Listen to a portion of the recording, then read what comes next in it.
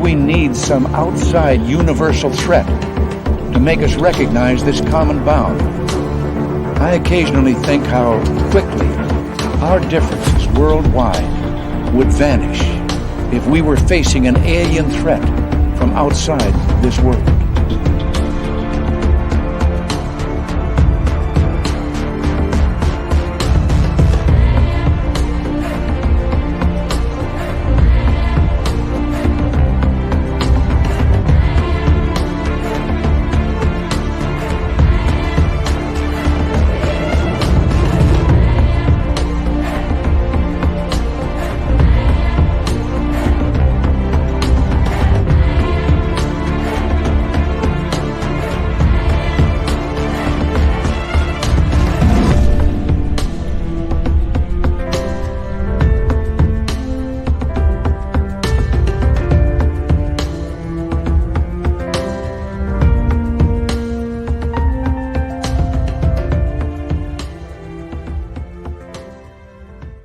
Welcome back to Spaced Out Radio tonight. My name is Dave Scott. We got a power show for you tonight. Glen Jackson is here. He's a researcher and experiencer of Sasquatch and the paranormal out of the beautiful state of Georgia. He's got a fantastic handlebar mustache that we should all envy, and we're going to have him on momentarily.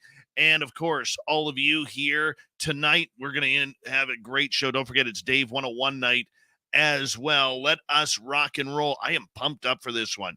We have Ann B in the gold medal position. We have Race Fan taking home a silver with Penny Van bringing in the bronze medal tonight. Let us say hello to all of you in our chat room so far. We have Eddie Petch, Logan L, Lisa C. Brown Dwarf is here. Brown Dwarf will be signing autograph after the show. Line up to the left of the studio if you don't mind. To the left of the studio. All right, we have D. Cohen, Sensational Sherry. Amy, how you doing? Good to see you. Forrest Louie, good to have you back. Markham, you sexy thing. How you doing, buddy? And Sandy B, nice to see you again. There's my sweet Donna Spencer. Much love to you, my friend. And Simon, the dog-faced man out of Australia, kicking off the Super Chat tonight. The Super Chat is a wonderful way to support what we do on this show on a nightly basis, so thank you so much, Simon. And I know, Louie, you just threw up a super chat as well. Thank you so much for that. Zed Hut, how you doing? Paramarv, nice to see you. Susie B, can't wait to meet you in Vegas, Susie. And who else do we have here? Let's take a look. Well, there's our friend of Squirrel and the Mac Geek. Doug Shelby is here. The Doug Shelby has arrived, which means we can officially start this show. By the way, Doug, where were you yesterday? And the day before. Yeah, we don't allow that around here, Doug. So we may have to have a meeting about the Doug Shelby.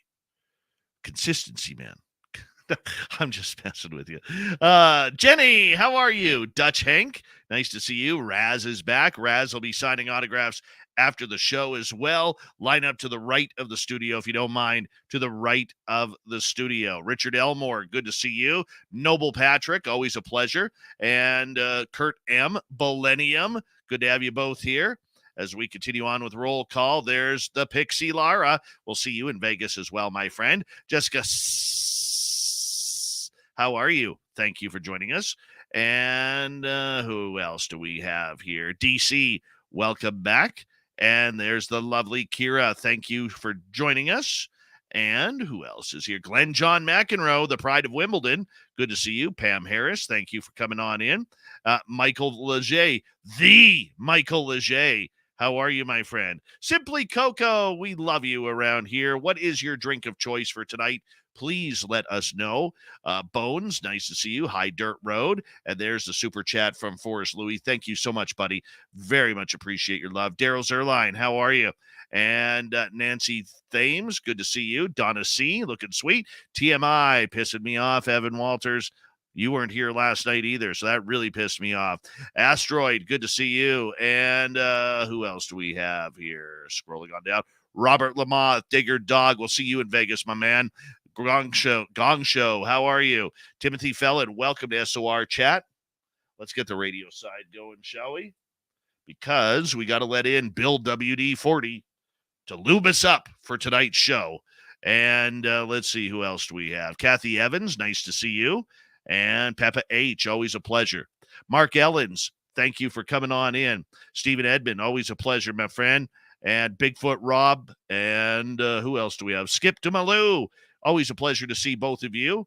We're running out of time here, so let's speed it on up. Sea Warrior Son, good to have you back. And Chris6716, thank you for joining us. Silent Listen, thank you for coming on in. YJ, Tokeland, and Pink Volo, good to see you. The drink of tonight, strong stuff. Water, holy cow, Simply Cocoa. Hitting it hard tonight for a Thursday. We got 10 seconds before we launch. The super chat is open. Our store is open on our website, spacedoutradio.com. Grab your swag today. Horns up. Let's rock.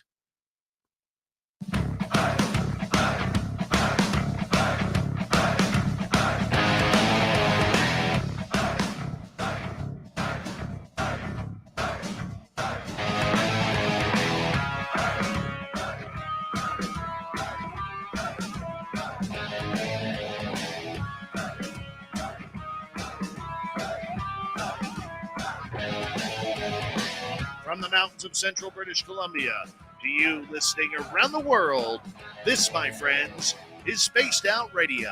I am your host, Dave Scott, sitting in the captain's chair of SOR headquarters.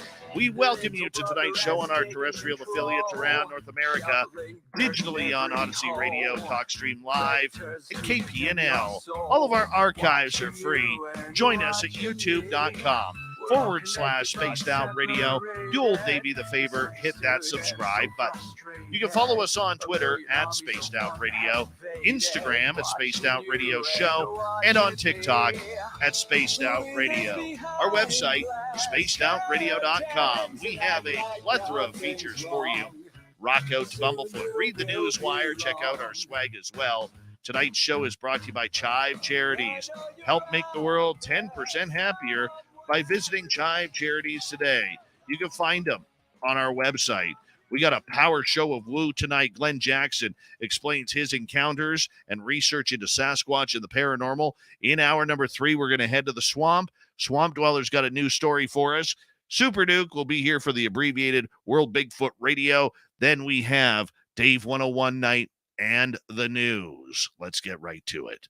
Glen Jackson is a paranormal and Bigfoot field researcher based out of the beautiful state of Georgia. He's done extensive research across the Southeastern U.S. His quest to explore the unknown began growing up in Northern Virginia, just outside Washington, D.C. He often heard of the Mount Vernon Monster, a tall, hairy creature that made its appearance in the Northern Virginia suburbs.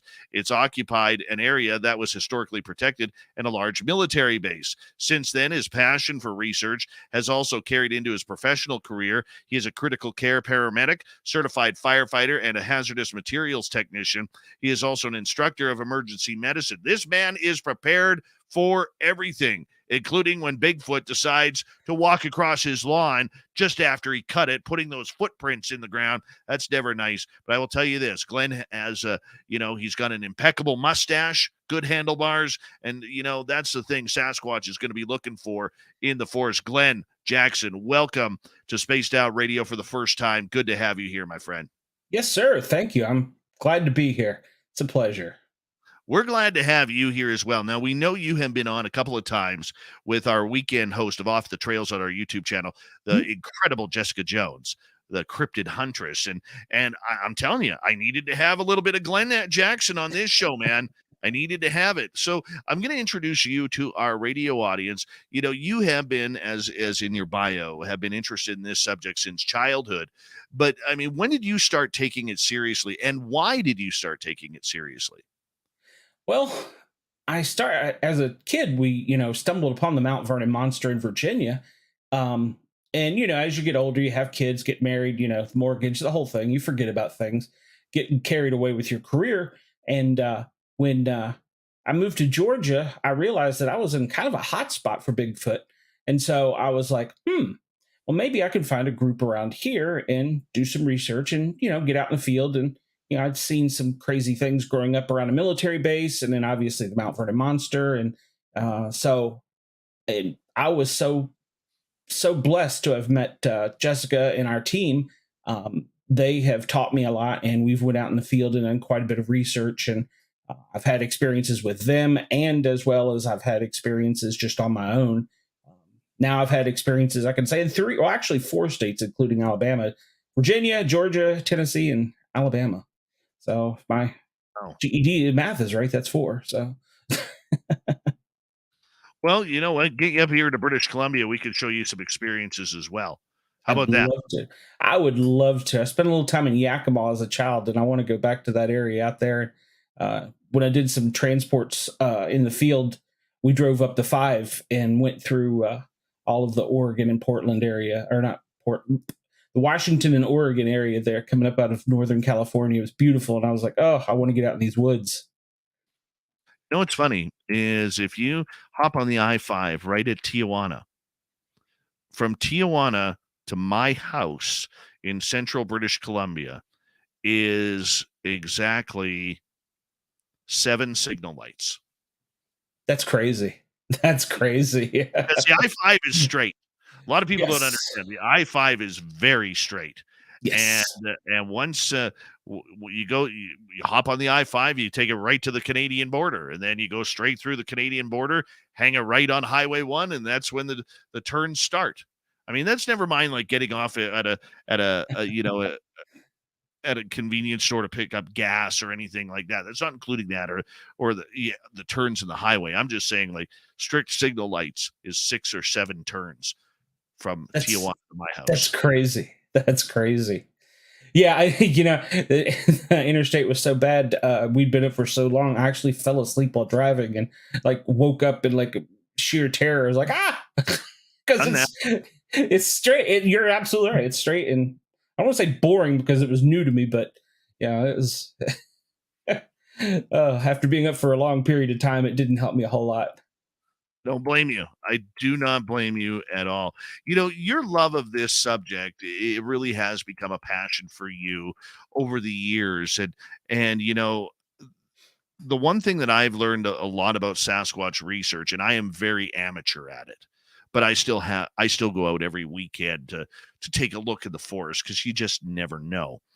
For you, as someone who has taken this subject very seriously, what have you learned about going into the forest? What have you learned about what to look for and what to stay away from?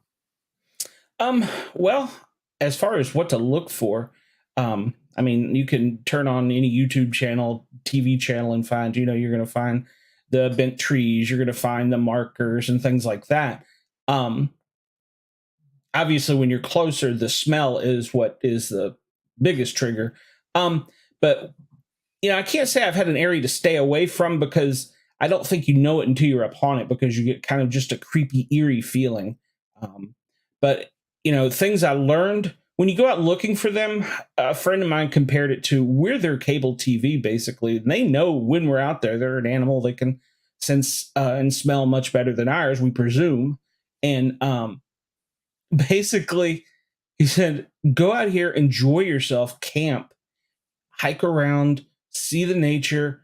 But the best adventures have come to us. I mean, and that's so true, because if you go out in the woods and after a period of time, I would assume they would recognize smell or something. I'm just guessing on that one. It's like if you don't go poking the bear, eventually the bear comes looking for you. So some of the best experiences we've had, I've had rocks thrown at me. We were asleep one night in the base camp and this horrible, nasty smell came through and it was mimicking our conversation from during the day. So, we camped, we had fun. But as far as the bad stuff, I would say that, what to stay away from, they'll let you know if you're too close in. And once you realize that it's time to, escape, evade. What is it? Run, escape, evade, or something like, or fight, run, something. I don't know. But so yeah, it's time to get out of the woods if you've upset one. And the other thing that a lot of people don't realize, there is usually at least 2 at a time. If you encounter one, there may be one in front of you, but there's probably one to your right, left, or behind you. Oh, very, very true. And, I've had some close encounters with this creature as well. I saw my third one this past fall with my 9-year-old son and a couple of friends of mine. And I will tell you, we were 100 yards away from that one. And it was still impeccable to look at. Like, were we seeing actually what we were seeing? And, it really is something that plays with your mind when you first see one. Tell us about your first encounter. Well, my first encounter was as a teenager with the Mount Vernon Monster in Virginia, and we had heard about this thing for I don't know a while, and it made it made national news. It was all over the place. They had the military out there looking for it. They had the local police, the park police, the DNR. They had everybody and their brother looking for it, and they never could find it. And you would hear this thing in the woods screaming at night. And of course, the parents always tell you when you're a kid, don't go out in the woods, the boogeyman will get you. Well, what do you do, during the summer when you're bored? So we were always out in the woods exploring, hiking, and getting into trouble of some kind or another. So one night we had been told, I've been involved in public safety my entire life, that a police officer had been behind a certain country club right around from George Washington's home, and it had stuffed him in a dumpster. So, No. yeah, we were told that by police officers that he went to a report of a bum that was digging through the dumpster, and so he rolled up out there, and he's like, "Oh, there he is! He's somebody getting." He started yelling at him, and the thing picked him up and shoved him headfirst in the dumpster. And I wouldn't have believed that story had it not been from some of my public safety friends, because you hear yarns and tales and jocular stuff all the time. So we decided that we were going to go onto the golf course, and we weren't as brave as we thought we were, because we stayed out on the fairway and the greens. We we didn't get into the woods, and we kind of topped this little rise, and we see sitting almost, I want to say it's like Indian style, and it was like dipping its hand in the water. And the first thing I said was, "What's a person?" And then my other friend to my right said, "No, that's too big to be a person." And the other person with me, there's three of us, said, "I think it's eating a frog." And I'm like, "Wait, what?" And we probably weren't as quiet as we thought we were. And when the thing stood up and turned, there was no doubt in my mind, in the three of us in our minds, what this thing was.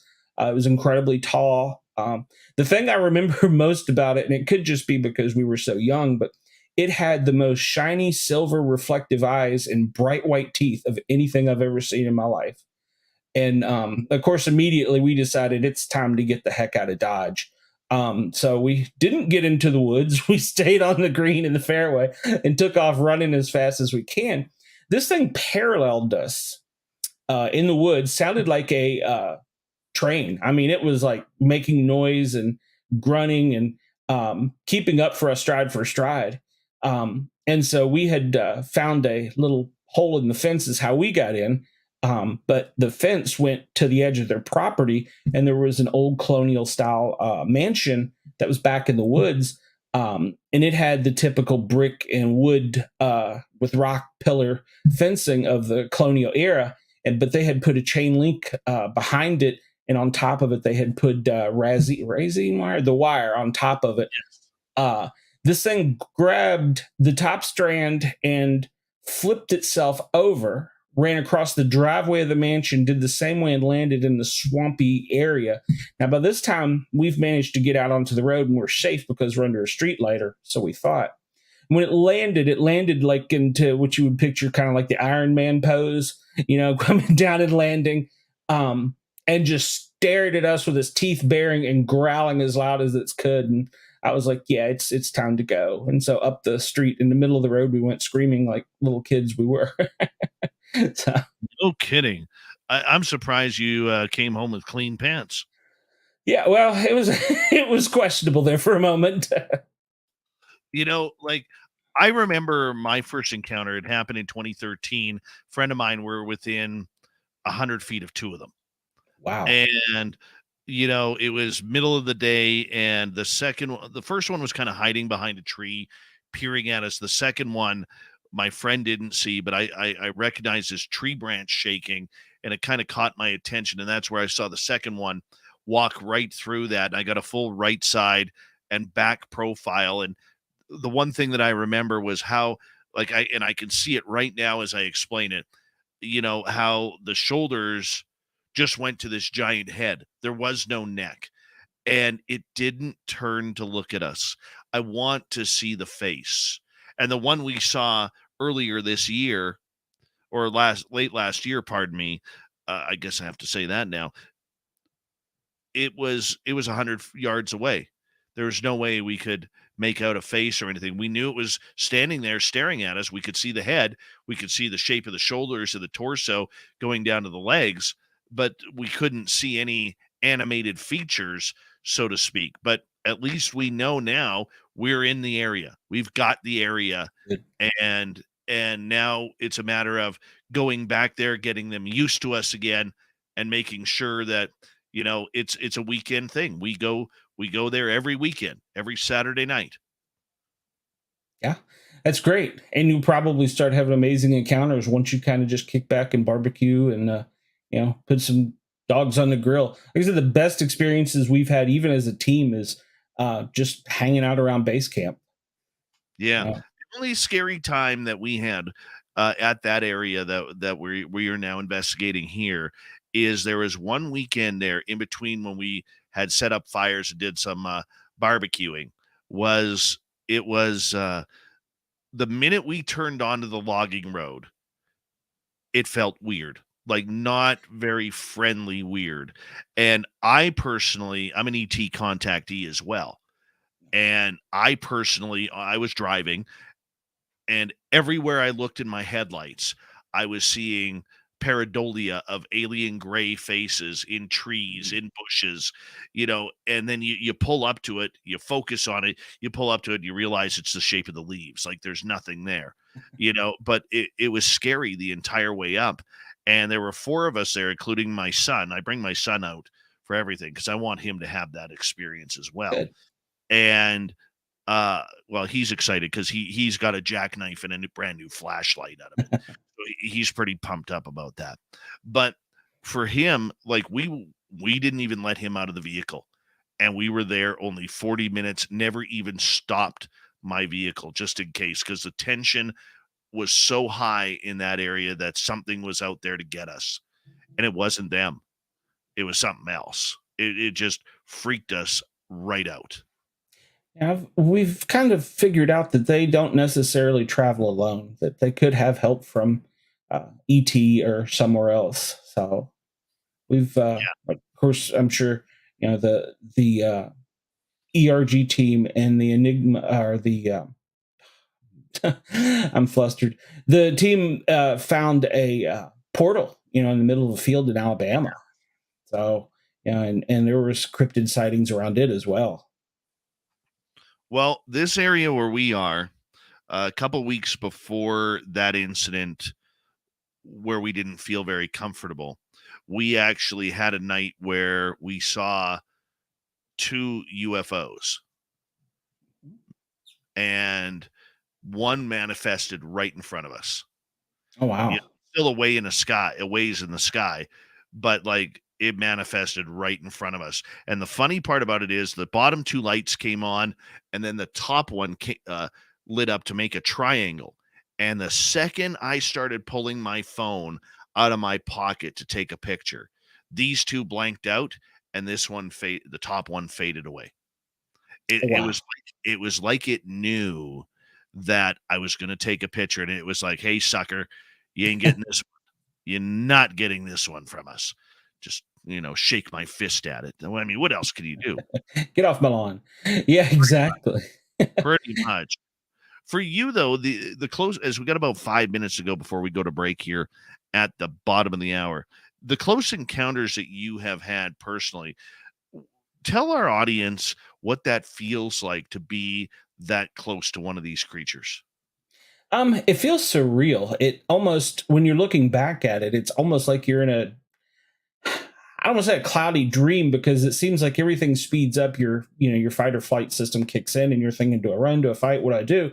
And you try, as long as it's not aggressive, which, like I said, I haven't had an aggressive experience. You don't get a bad feeling at that point, but most of the time they will just kind of go about their business unless they want to mess with you. I mean, we've had, like I said, we've had rocks thrown at us and stuff like that. And I can't, you were talking about the feeling way it felt going in. Yeah, there is a feeling, and I can't, it's our spidey sense, it makes our little hair stand up. It's our gut feeling that something's just not right. When you start to get that, it's the feeling of just get away. It's like it's almost pushing you away. Right. Right. I mean, it is an incredible feeling. Do you, let me rephrase that. For a lot of people out there who have experiences, myself included, it's very hard the first time to comprehend that your eyes are seeing and your Mhm. brain is not comprehending what your eyes are seeing. Were you Agree. like that as well? We were, and we actually, the three of us came home and we sat down and hand wrote out and typed out what we saw. And even, like 2 or 3 days later, when we went over our notes, each of us saw something different. I was the only one to see the eyes and teeth. Another one said it looked like it was just coated in fur and swamp water and just a big matted mess. And the other one was like, it looks so much wider and broader than we were thinking. I thought it was a little more lean and tall. And so it was amazing, just the three of us being at the same time, same place. Um, the different perception we had. And as we've gotten older, it's funny how we've often, we'll talk about it now amongst ourselves, and we're like, I remember this, and there it's like, I don't remember that. And we all say that it occurred, the whole thing was over in less than 5 minutes, but it felt like 30. Absolutely. It's amazing how quickly it absolutely happens. Now, you mentioned that you didn't feel much fear for it. Okay, it wasn't giving you that whole symptom of fight or flight, like many people have had with, say, Dogman or even Sasquatch in certain areas of Florida and in the boggy areas going all the way over to New Orleans. But for you, do you think this creature is aggressive towards us, or just maybe scares us to get us away from itself? I think that they basically scare us to get away from them. But I also feel like there's probably, like any other, I'm going to say, animal. If it's time for it to eat or you're invading its territory when it's hunting or something, they can let you know in a real pronounced way that you're not wanted, that you need to leave. Now, as far as the dog man, I've never seen one in person. I've seen some great pictures, but I've never actually seen one. Those, in my opinion, are much more aggressive than the regular, what you call, squatch. And I also think here on the East Coast, our squatch may be different on the West Coast. And I'm not sure how that's possible, but I think that somehow they're bigger or taller or something out there. Right. See, now I got to give you the warning because you've squatched twice. Oh, I'm Got sorry. I got to give you the warning because Okay. yeah, we don't squatch around here. Okay. I'll tell you why. I'll tell you why. To be fair, a number of years ago, before he passed, I met up with Dr. John Bindernagel, a legendary researcher. Everybody knows him. And I had this conversation with him because he was eager to hear my story of my encounter that I told you about the two. And in that conversation, I said to him, "So, what do you think of this word squatch that's out there?" I said, "It's driving me nuts." And he took a deep breath and he sighed and he said, 70 years of research flushed down the toilet by one stupid word. And ever since then, I have banned that term from my show. Okay. Banned it. Gone. Throw a shoe at it.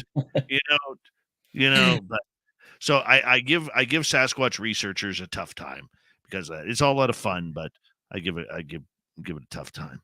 That's what I do. I kind of feel the same way about the word monster. Me too.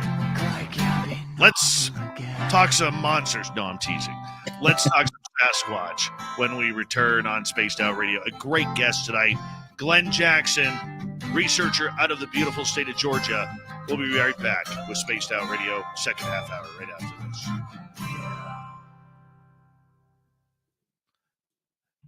Yeah, Bindernagel was.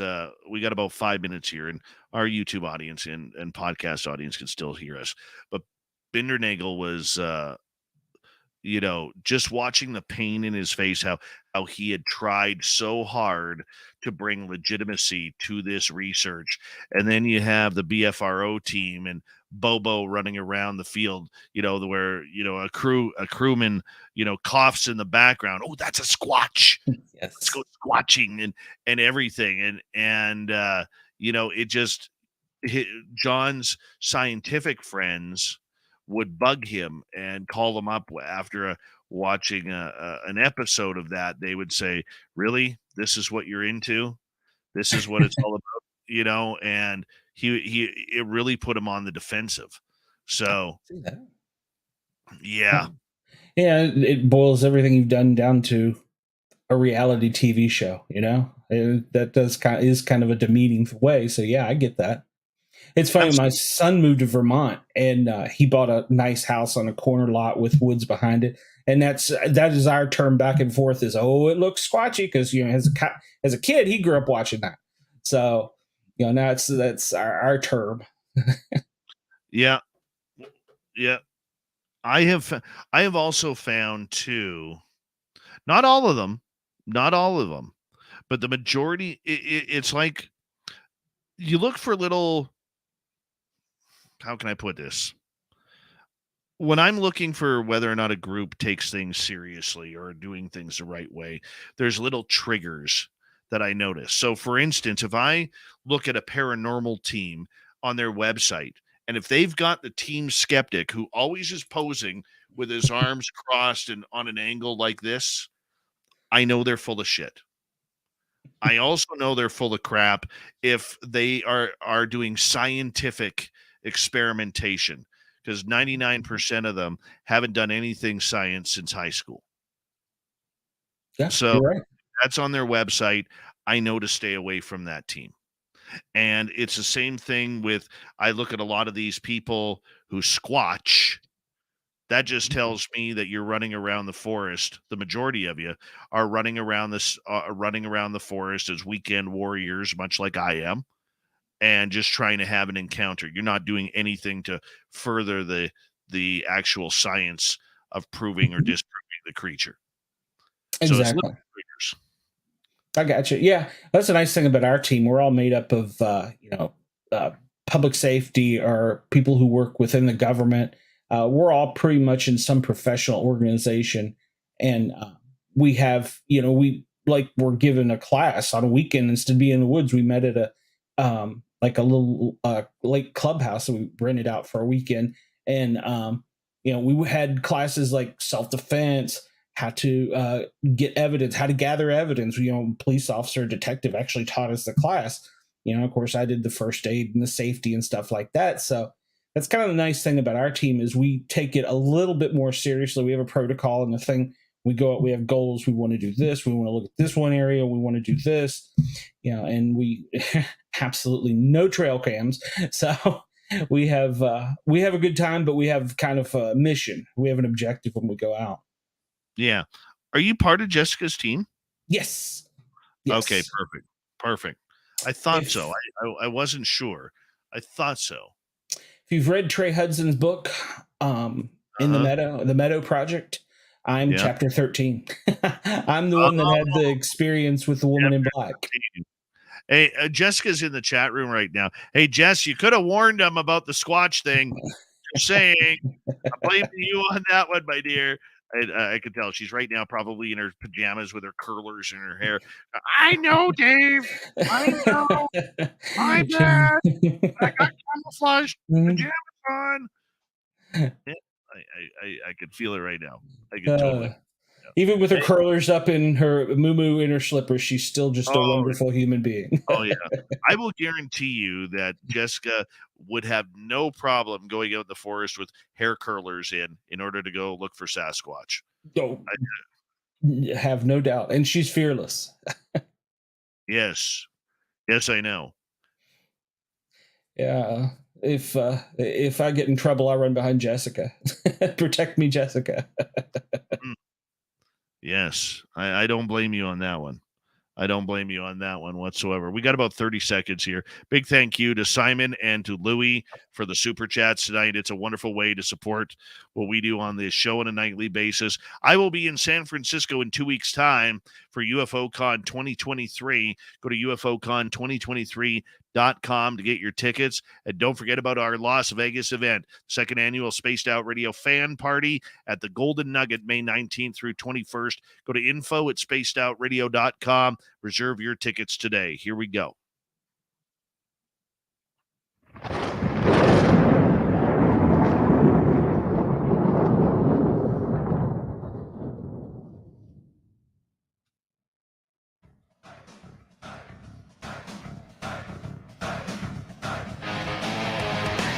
Second half hour of Spaced Out Radio is now underway.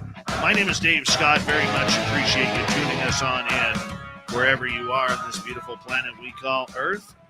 Want to remind you that if you missed portions of this show or others, check out our free archives at youtube.com/Spaced Out Radio. Do old Davey the favor, hit that subscribe button. Our website is spacedoutradio.com. We have a plethora of features for you. Rock out to Bumblefoot, read the news wire, check out our swag as well.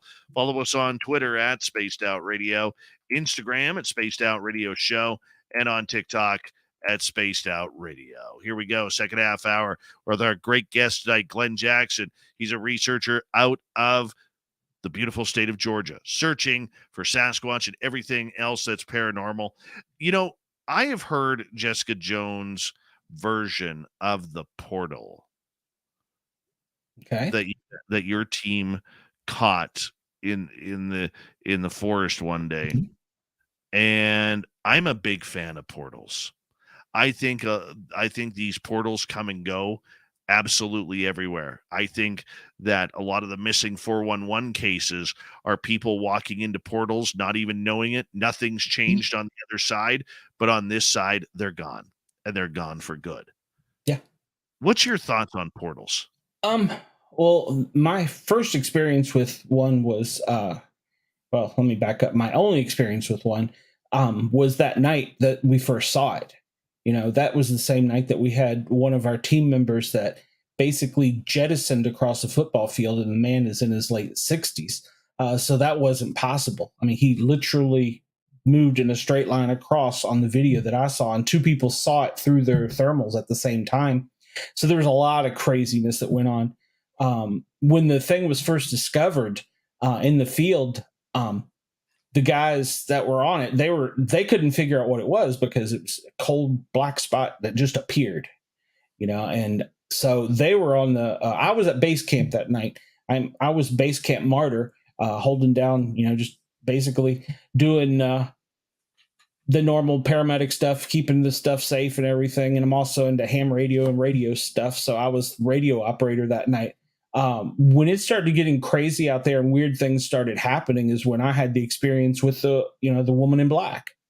So I'm listening to them on the radio trying to describe to each other because they each had a different view of it.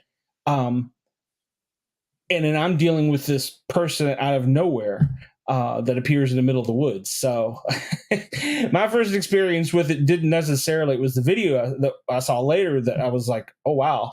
But the stuff that went around it, I think was, I don't want to say cooler, but it was pretty intense. Explain the lady in black. What did she look like?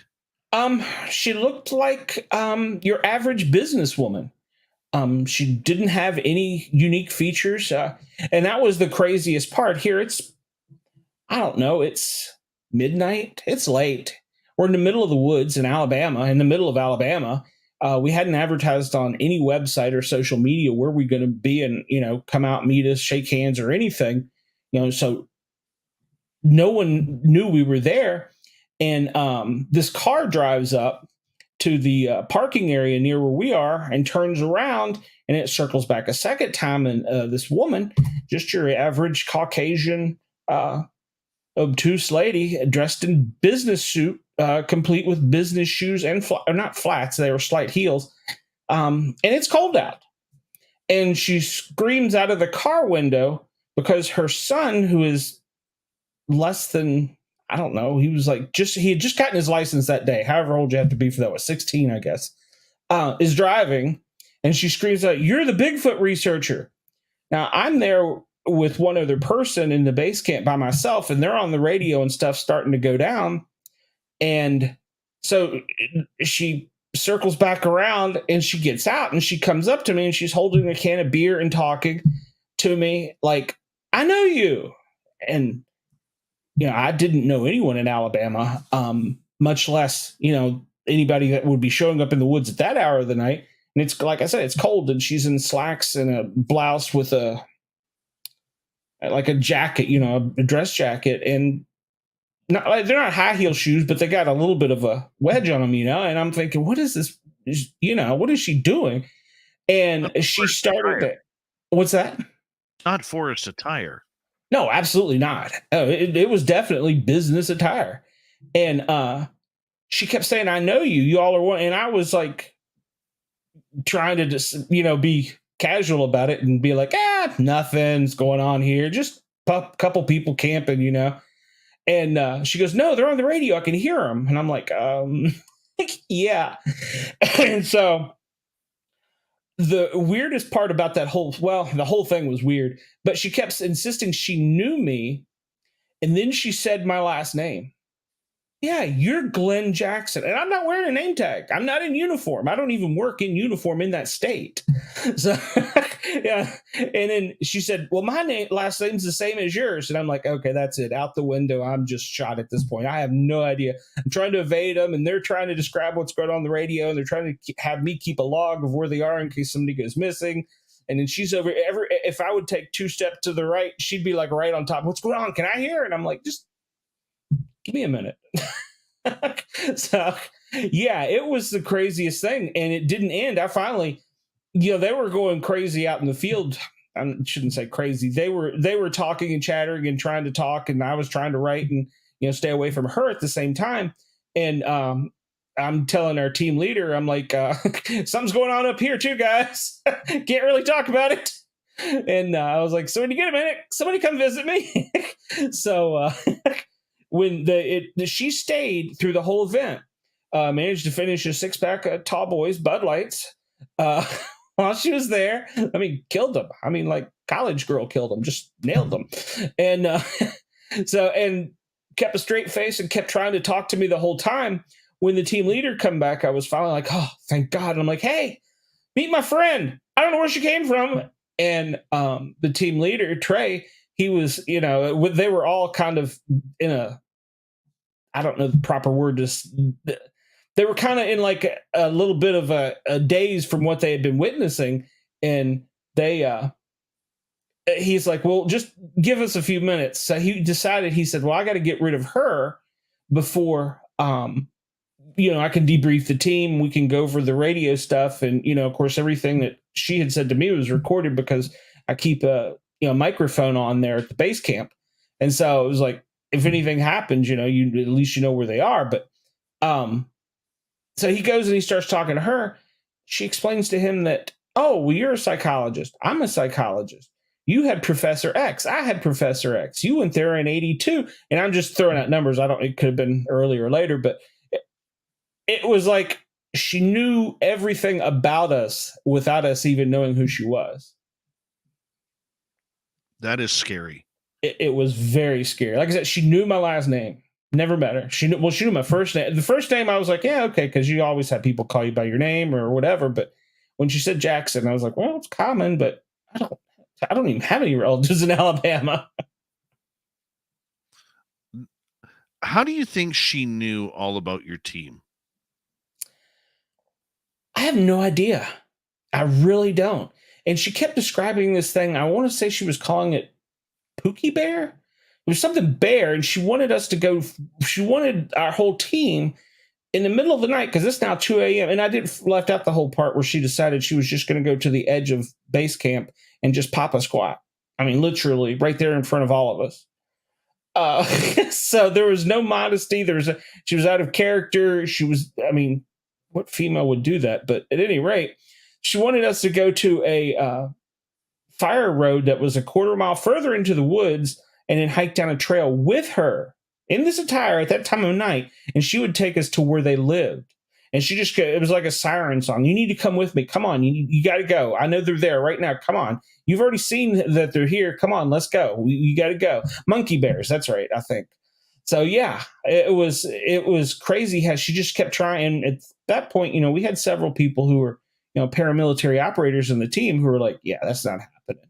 They're thinking, like kill box, or they've got an even worse picture than I have in my head. Who I'm already shaken up from this whole experience. Do you think that she maybe had radios that was picking up your signals, like you could pick up other CB channels or something along those lines, and that's how maybe she had been monitoring you guys? Or do you think there was something a little more nefarious about this? That's kind of a possibility, and we weighed that. But we use we don't use like the family radio system, or we don't even actually tactically use a ham radio frequency when we're talking about some things. So, because everyone in our team is a ham radio operator, that was kind of one of the requirements. So it's possible, but even had that happen, there was more than one frequency in use, but we never give out names over the radio. Okay, so the fact that what was the temperature like when you said she wasn't dressed for the occasion? It wasn't, well, here in the South, we don't have the frigid winters, but it wasn't warm enough for her attire. It was, I was in jeans and a jacket and, probably had a skull cap on or something. So, I mean, it wasn't cold, but at the same time, it wasn't, freezing snow like you would imagine further south or north of us. But it was definitely, polyester, knee high. I can tell you this: they were knee high stockings and work shoes and a silk blouse, and yeah, definitely. Maybe the alcohol kept her warmer, but it certainly wouldn't Was, have me. was she intoxicated, in your opinion? In my medical opinion, she had been. Well, she drank a 6-pack while we were there, so yeah, she was intoxicated. Yeah, she was under some kind of. I mean, obviously, I saw the beer, so I can say the alcohol, but she was under the effect of something. She had that glassed over, glossy, dilated eye look. Now, a lot of these areas of the forest, I mean, we have it up here, and especially down in the South, there are a lot of feral people out there who keep an eye on the woods, who hide things in the woods, whether it's speakers or microphones or trail cameras or whatever it may be. Do you think that maybe since you guys have been working that area for a while, that they had been working you guys? We had encountered one guy like that, but he was very recluse. He stayed to himself, and the only time he even came out, he had this massive dome-like tent set up, that he would come out would be to long enough to light a fire, boil his water, and then he would go back in. And at night, he might go out and roam around a little bit, but that's the only time we've had an adventure with anyone besides for, just your normal Appalachian Trail hiker that's coming through. But, or during the summer, you may get kids out there. So, but yeah. Do you think she was a government plant? Well, like I said, we have members of our team that work in all kinds of fields, and the person is in fact a real live human being that has a profession similar to what our team leader does. Yeah, Trey could probably go more in depth into it, but it's my understanding that someone from another team in, I want to say, UK contacted him that went to school with him and said, I can put you in touch with that person. I think I know them. And the other party didn't want, the lady didn't want to talk to us ever. So she was there for Trey. I would say so, yeah. I just happened to have the same last name as her. So, which I guess is an oddity. Well, she must have seen your pictures with names on it in order to, like, I don't know if it's on the team website or whatever, but she must have seen pictures in order to know, hey, you're Glen Jackson with that beautiful handlebar mustache. Don't know if I was sporting it then, but well, let's just pretend you were at that point. Yeah, it's possible. The firemen. I don't think that we had any pictures, and I still don't think we actually have any pictures posted. So I don't. I mean, aside for our own personal social media, but you'd have to stalk all of us. Well, let's go back to the original point of the topic, which was this portal. Mhm. Okay, and this portal is what? What did it look like? Take us through the evening. Well, like I said, it started off with that night we had the one team member who went basically picture the end zone of a football field, went from one end of it to the other in one seamless motion, didn't stop. And he's like, no, that didn't happen. So he didn't recall it. So that occurred. And then at the same time, we had what we thought was coon hunters out in the field, but we could never find a truck or people, dogs. You could only hear noises. And then there was kind of like a little gathering of deer in the middle of the field that sort of appeared there. And then when the portal appeared, they weren't there, but no one actually heard them leave. So, and we had teams kind of set up in a triangular position, one north, south, and one kind of to the west of it, so that they could get a good view of anything. Okay. And what were they seeing? Like, how did this all come about? Well, we have been scanning the area and we'd had some activity, and the area has been very productive. And like we originally been just to kind of, put it in a box, went out looking for, the monkey in the woods, so to speak. And we discovered that there were other things out there with us. And so that's what kind of turned us a little bit to, okay, we're going to research this while we're already here. We're having fun. Let's do it. So they were basically observers with one roaming member that would go basically from team to team and kind of across the field and check things out.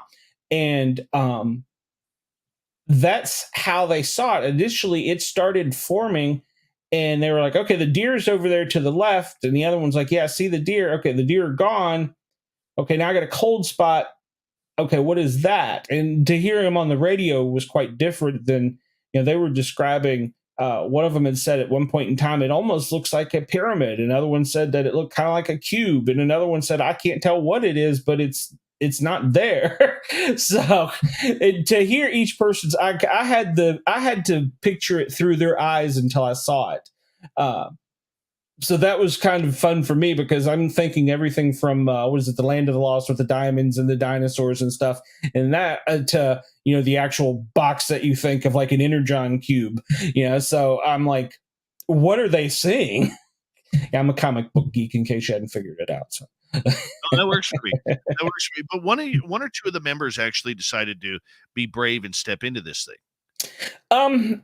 Well, I don't know that they were brave and decided to step into it, or they stumbled into it. But yeah, two members of the team, because at that point they decided that we're going to stay in teams. I lost radio contact with them, and they described it as they went into nothing. It was a muted sound. It was all black around them.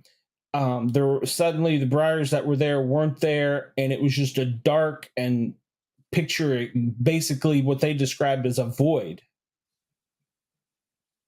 Really?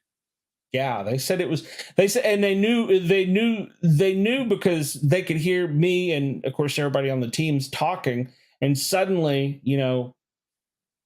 dead silent. And even if they would say something to the other one, it was almost like you had to scream. Like I'm yelling at you from here in Georgia to Canada. It's like I'm screaming just to somebody right beside you. They said it was a completely, it threw your senses off. It made you disoriented, or made them disoriented. Yeah, ironically enough, I don't know if there's any coincidence to this, but that one team member has passed away since then, and the other one has had cancer come back, and he was cured of cancer prior to that. Don't know that there's any coincidence to that or not, but I throw my hands up in the air on that one. Medically, I want to question things, the paramedic in me. So that is absolutely unbelievable. The void that they saw or experienced, was there any sound? Was there any buzzing? Could they see anything? Was it black or gray or just a void? yeah, the one guy told me when he stepped into it, it was almost as if they disappeared. He said, because you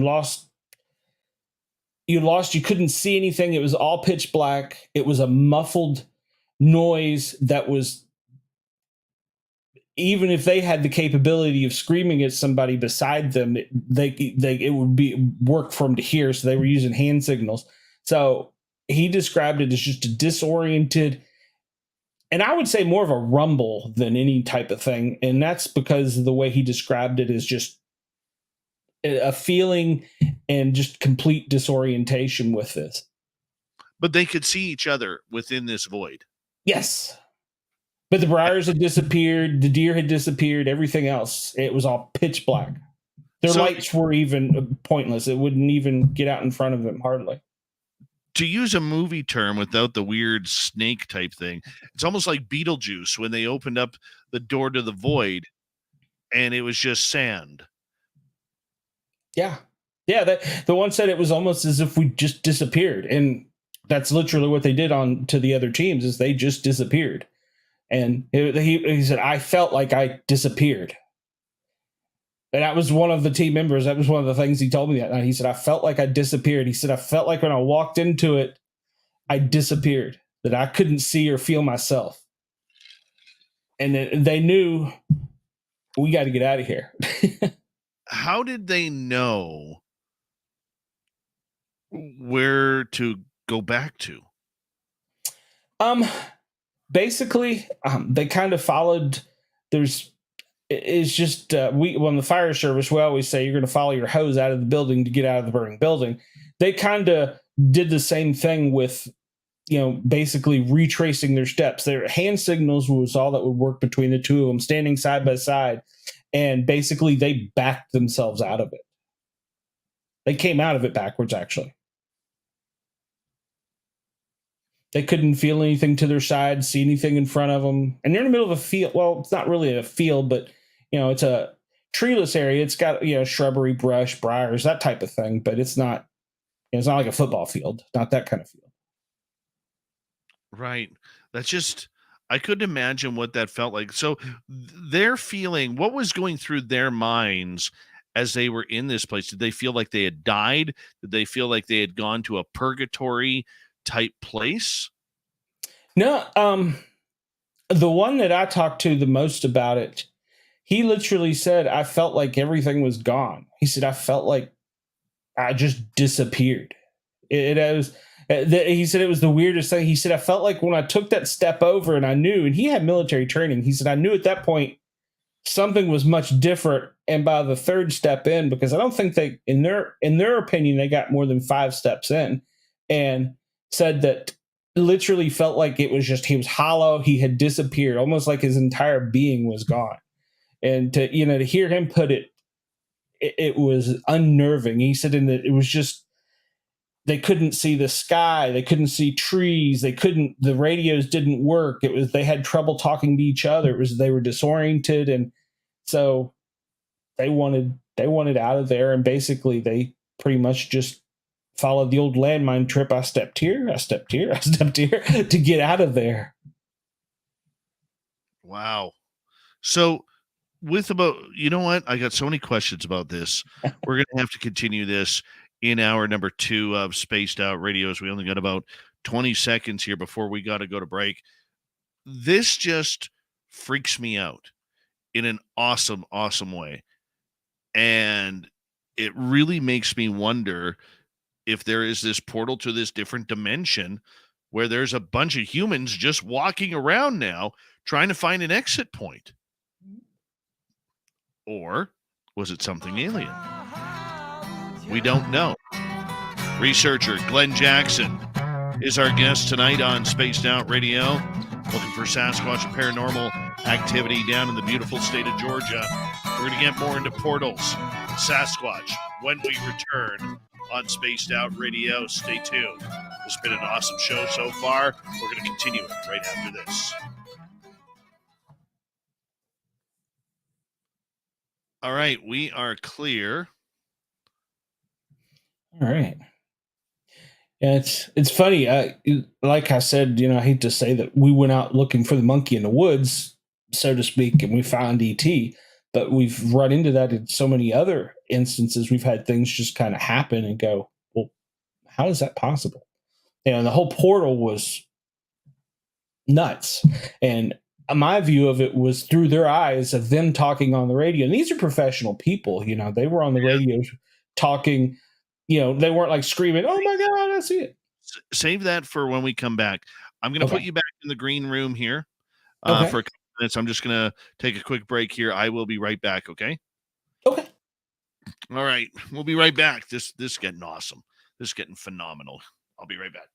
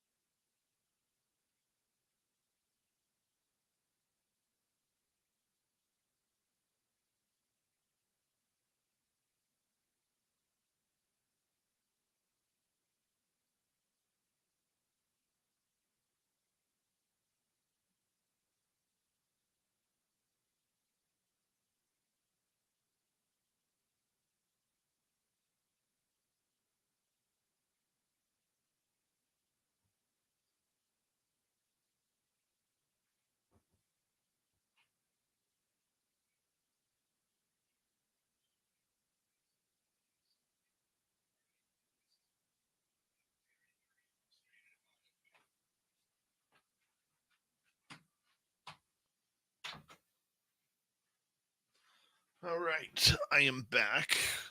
Let's have Glenn back in here.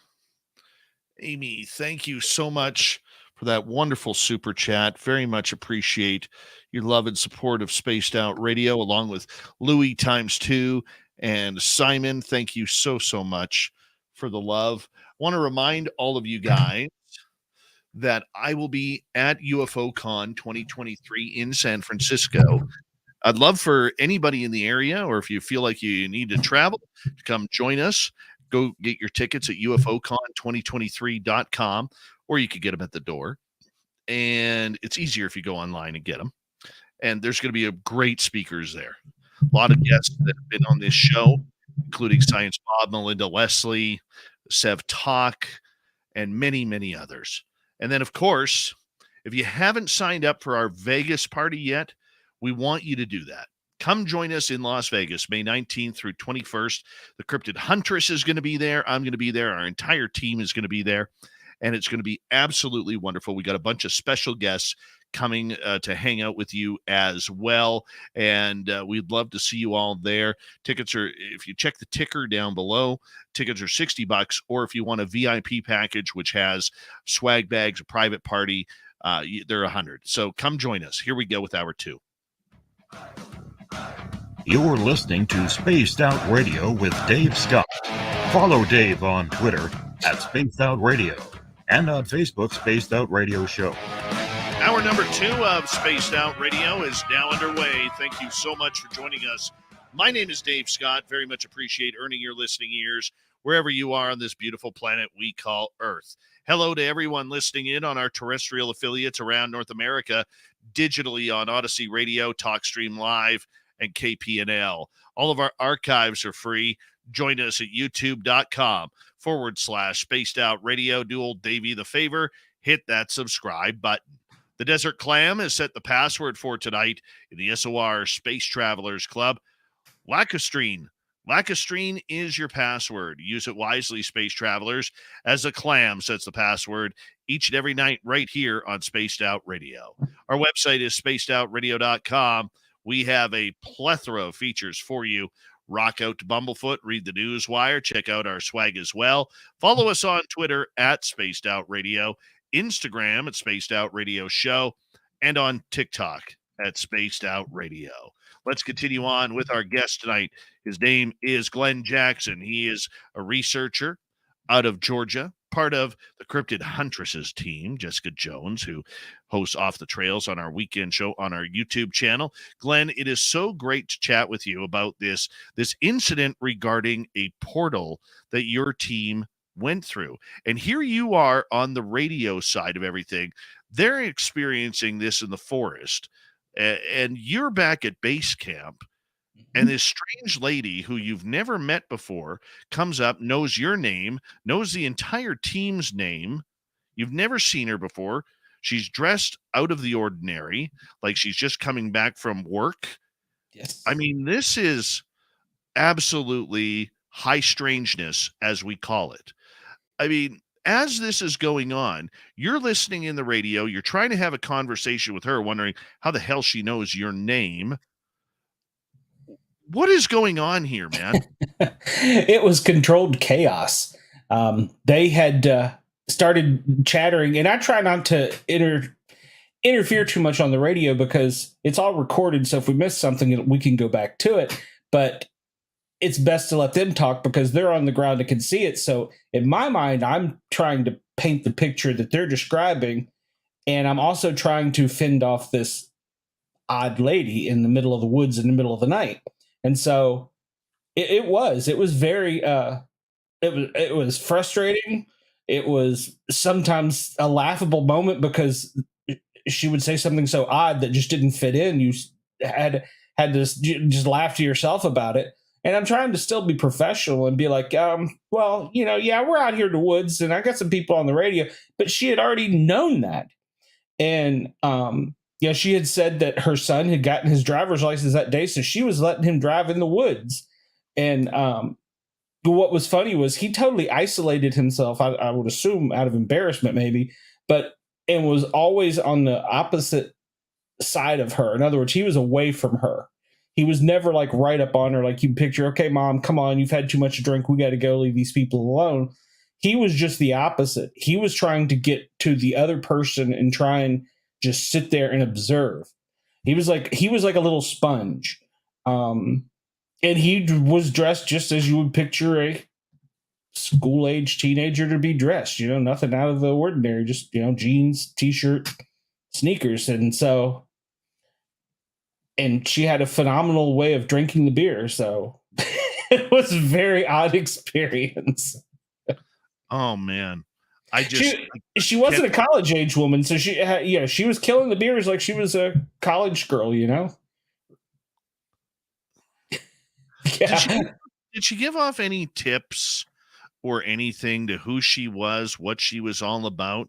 Because I can just imagine the difficulty.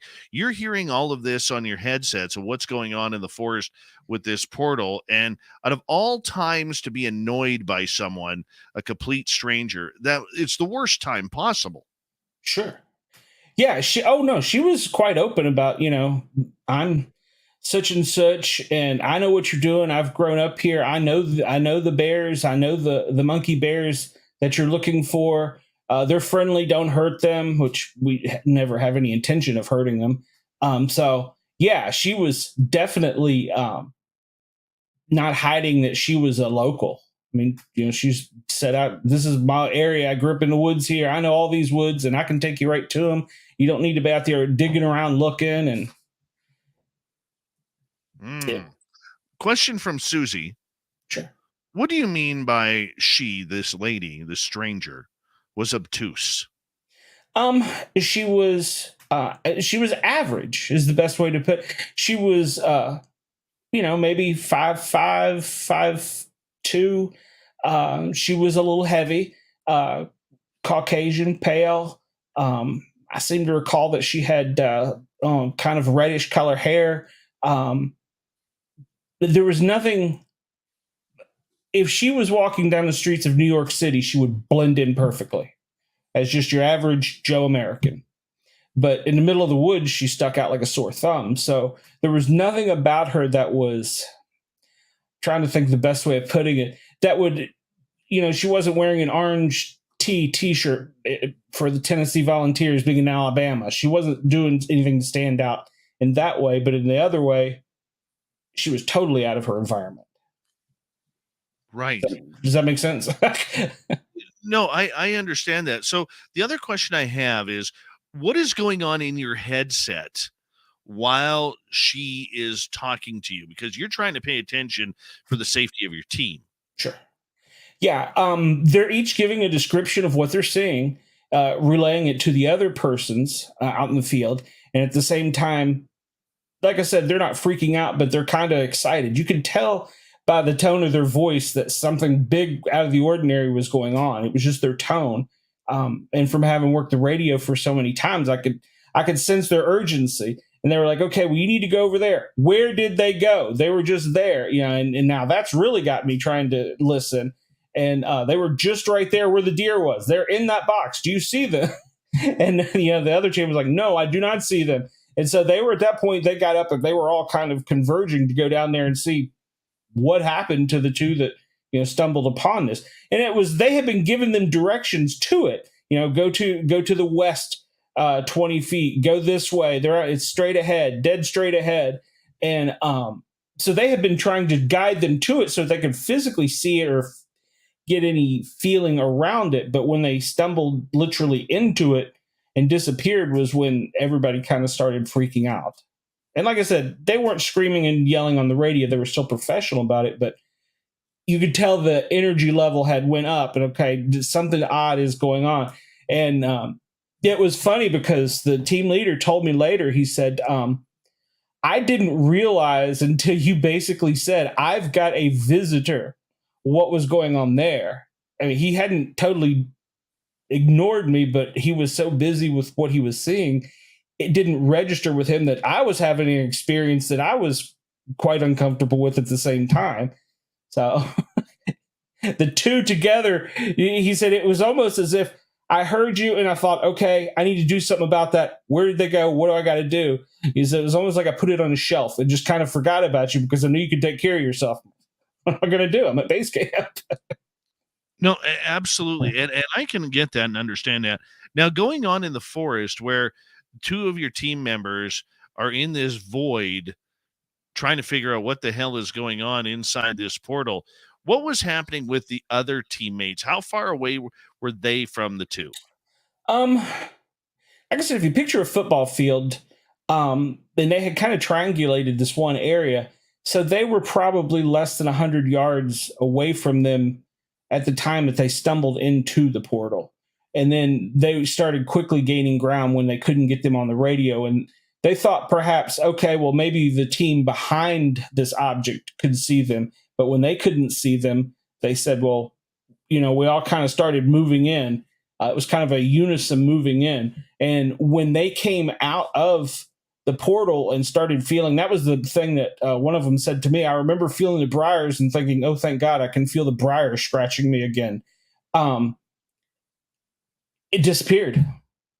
But they never physically, that was the thing that the one told me. So he said, I never saw it. I never heard it. I never felt it. I was just suddenly there. Weird. Okay, so the idea that these two are there, they're in this void, and they don't know where they are. They've never seen this before. They've never had this experience. They're trying to feel it. When they came out of that, or pardon me, how long were they in there first and foremost? But second of all, when they came out, was there any side effects on them? I don't think they were in there greater than a half a minute because I was trying to timestamp stuff. And of course, like I said, we have things recorded. So I don't think they were in there longer than a minute. It felt like it because it felt like they were there a great deal of time because of the way that my situation was. And then trying to, I got a clipboard, I'm trying to write stuff down and, what's going on, and my hen scratching was getting more chaotic, trying to keep things down. Okay, team one's here, team two's there, they're moving here. This is the time they disappeared. This is the time they're back. And then engage this person in front of me.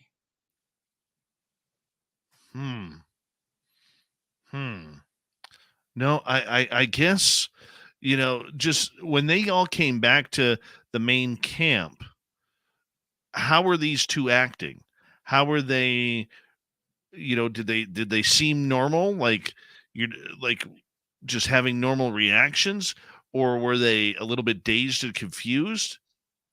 I would call it they were addled. I mean, they were definitely punch drunk in a sense, and I don't know if it could have been from the dopamine or the epinephrine flowing with adrenaline that was going through them at the time, but they were a little bit dazed. But medically, as a paramedic, actually one of the ones was a retired military paramedic that stumbled into it. I didn't see anything medically that made me be alarmed.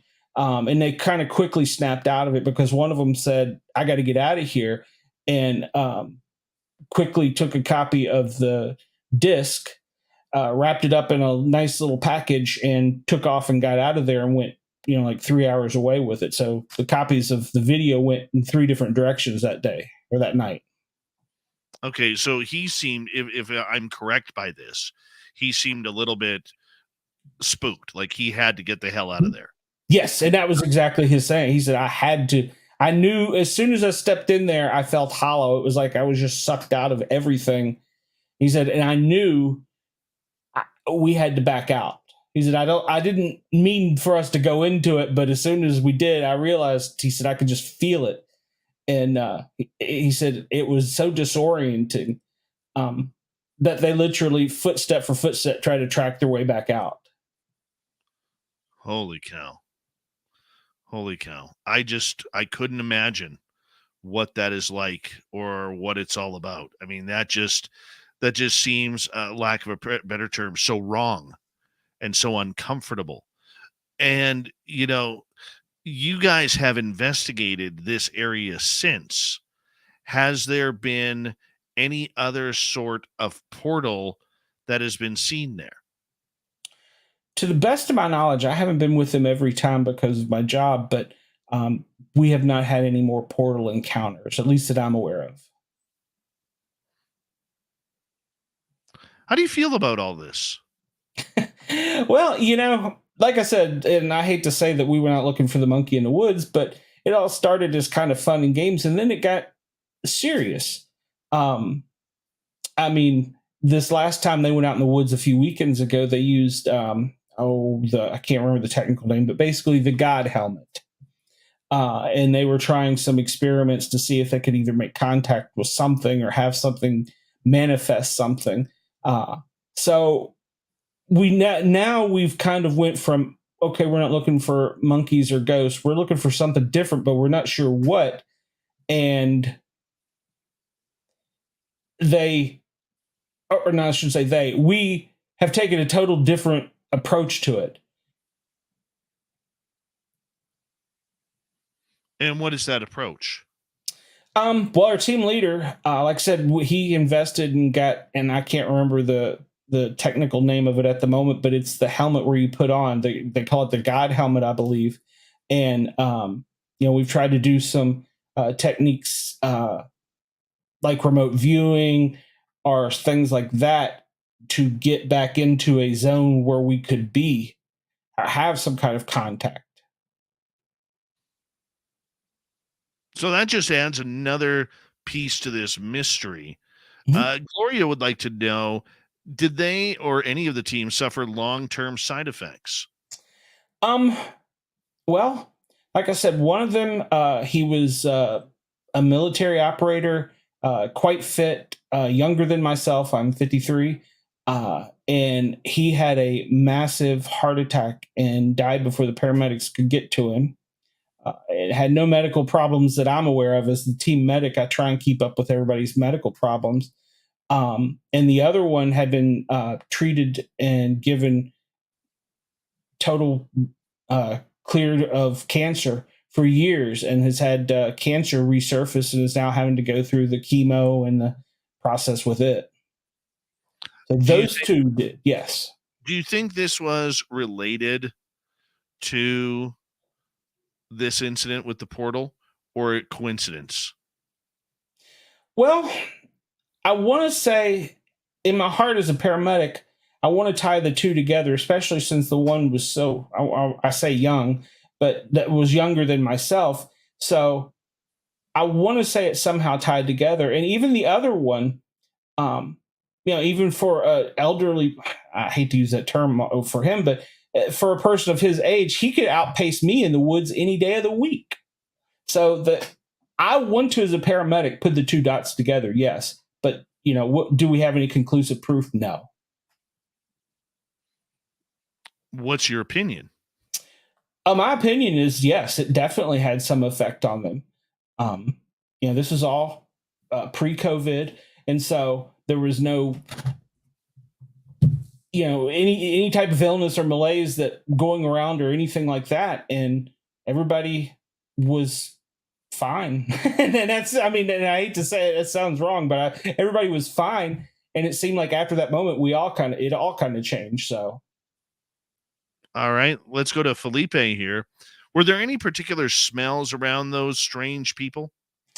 As a paramedic, I'm used to strange smells, but no, I didn't note any. I mean, you always say, well, alcohol doesn't have a smell, but you could tell when a person's been drinking. It kind of comes out of their body, that kind of sweat.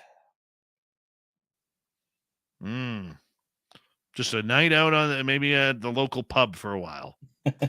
Yeah, out in the woods. Oh, goodness. Could at least pick something better than Bud Light, so. Tell me about it. At least it wasn't Coors Light. Yeah, that's true. Amy wants to know, please share about your cell phone. I'm not sure what this means. Okay. Well, this was one of my very first experiences. I was on the top of a ridge. It was during the day. We weren't really looking for anything more than we were just out scouting the area. And I had just gotten a Jeep.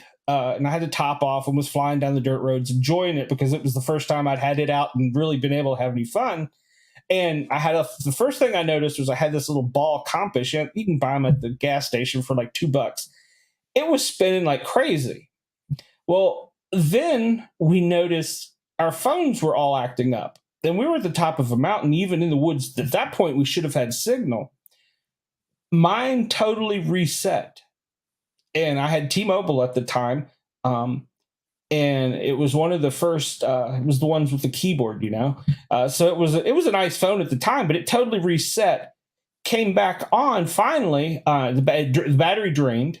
I had no signal, even though it showed I had signal, but I had no signal, and it reset. And when I say it reset, and I wish I had thought to look this up, but to the actual date that the first microchip was made, that date, whatever it was, 1/1 of 72, whatever that date was, it was old. That was the date my phone reset to. So when I got home, I called T-Mobile. I'm like, hey, it's under warranty. It's brand new. And they're like, okay, well, we'll try the SIM card. Didn't work. I said, okay, you need to come in. And the guy looked at it and he put in his card, something up to his computer. And he goes, I have no idea. He actually, T-Mobile replaced it. They took the phone and sent it back to, I want to say it was Samsung. And Samsung called me and asked me how I got it to reset to a date that was before their company even existed. It was on the chip. And I was like, I don't know. I'm not technically smart. I don't know how that happened. We were out in the woods and suddenly my phone went nuts, had a buzzing signal, batteries went dead, charged it up, it reset, and it's 1/1 of 72, and the date won't change. It was permanently fried in there. Yeah. I don't even know what to say about that. Yeah, that one was really weird. That's also the same area that that was in northeast Georgia. That's the same area. When we were out scouting around, we knew there was a camp we liked to go to, and my buddy was in the vehicle ahead of me.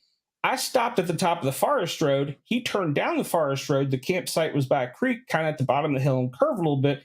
And if it was open, he was going to call back on the radio and tell me it was open, and I could come down.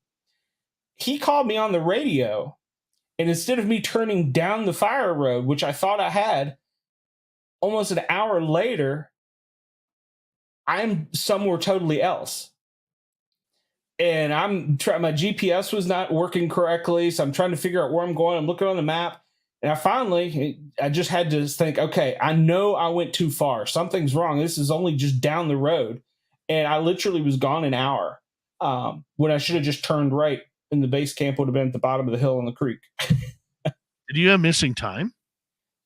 Yeah, because I was disoriented and I was like, they're going to be right here. Because I thought I turned, but I stayed on the main road and kept going for 30 minutes until I got oriented enough to like, what am I doing? It should have been right there. And I'm trying to call them on the radio. And they could hear me, but I couldn't hear them, which, I was in a mobile, so that's possible. But yeah, it was very disorienting. It was creepy. And that was also the same time I had one of those old Garmin GPSs that used to keep up with, you put in your miles, like you started with 20,000, the next fill up you had 20,200 or whatever, you would put that in and it would tell you your miles per gallon and stuff. Because like I said, I hadn't had the Jeep long. And it also told you not only the distance you traveled, your average speed, how long you were stopped, it told you your maximum speed. And it said my Jeep. Now, granted, when it was brand new, I had that sucker up and going, but I never got it up to 200 miles an hour. It said my Jeep had went 200 miles an hour. Sounds like you got some aliens, my friend. Yeah, that's what we kind of come to accept. Go ahead. You know what? I got to hold on this because we do have to go to break here at the bottom of the hour. For Glen Jackson, researcher, experiencer. Did he have some aliens in the middle of the forest in Georgia? We're going to find out when we return. Missing time scares me. I'm not going to lie. It freaks me out a little bit. Maybe it does you too. We'll be back with more Spaced Out Radio and our guest Glen Jackson right after this.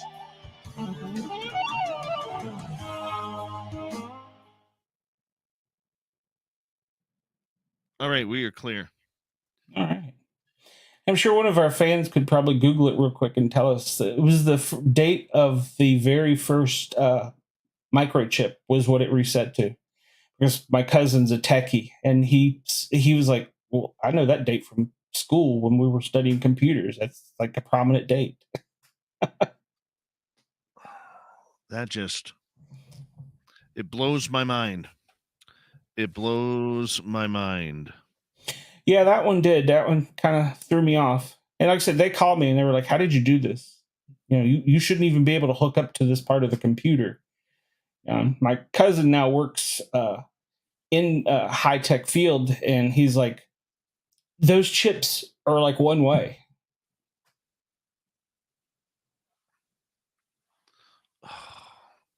I want to hang out with you, man. You got that kind of woo going on. I want to hang out with.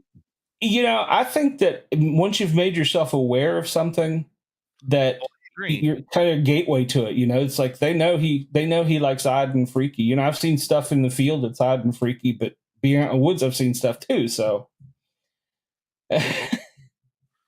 Oh yeah, you know, I've had a lot of strange things happen in my life, especially over the last 10, 11 years. And the whole time thing, missing time thing, that scares me. I don't know if I am ready for something along those lines. I really don't know. well, And you don't, I don't know that you do know when you know, if that makes sense. yeah, like man, I've walked into it. I've had a lot of strange things. Okay, I've witnessed a UFO landing. I've seen aliens face to face. Wow. I've seen Sasquatch, and just thank God I haven't had missing time yet. That's where I think it'll get really weird. And I probably have. I just don't know. Yeah. Yeah, But we've had a couple incidences of missing time. So yeah. We were coming back from my partner and I. We were instructors for a while. We were coming back from Columbia or Savannah. No, it was Columbia, Georgia, and we were in an ambulance and we were headed home. Both of us paramedics, seasoned instructors, had taught a class over there and was driving back to Atlanta. And we stopped at Waffle House and we got back on the interstate, and we both remember getting incredibly sleepy and tired. We did see something in the sky, but we never put anything to it. We both got incredibly sleepy and ended up in South Carolina, and we were headed to Atlanta. we made it home at like 6 a.m. We still don't know what the hell, because I remember at some point in time I was like, I gotta stop, Joe. I can't drive anymore. And it's not that far from, I mean, it's like an hour and a half. It's like, I stop. I can't, we had Waffle House. I said, but I got to stop. We said neither of us could figure that out at all. And there was no alcohol involved with that experiment. Had been working. So crazy time. Yeah. Don't like it. Don't like it much. And I was going to tell you, I'm sure you probably will tell me to hold it, but at the first time that we started having these ET things, I had been diagnosed with a very rare disease. And okay, hold that thought. Okay. Hold that thought, but when so that way our radio audience gets to hear that. Oh man. Yeah, this is my kind of woo tonight. Totally my kind of woo.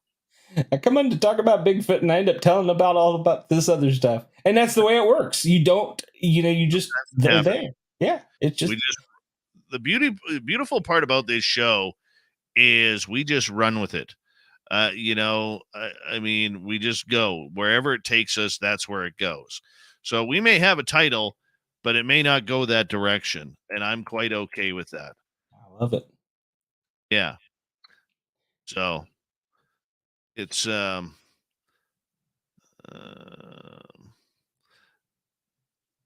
it's very interesting. I was just reading YJ's comment. Synchronize all my watches to a second. Yeah, I usually wear a watch, and then I got my phone watch. And it's funny you mentioned that, because on one of my watches the other day that I put on, it was an hour and 20 minutes behind. And I have no idea how it got there. No idea. And the battery was just fine. Once I reset it, the battery was just fine. Didn't even think about it. So thank you to Amy, Louis times 2, and Simon for the super chats. And here we go, everyone, with the next half hour coming up right now.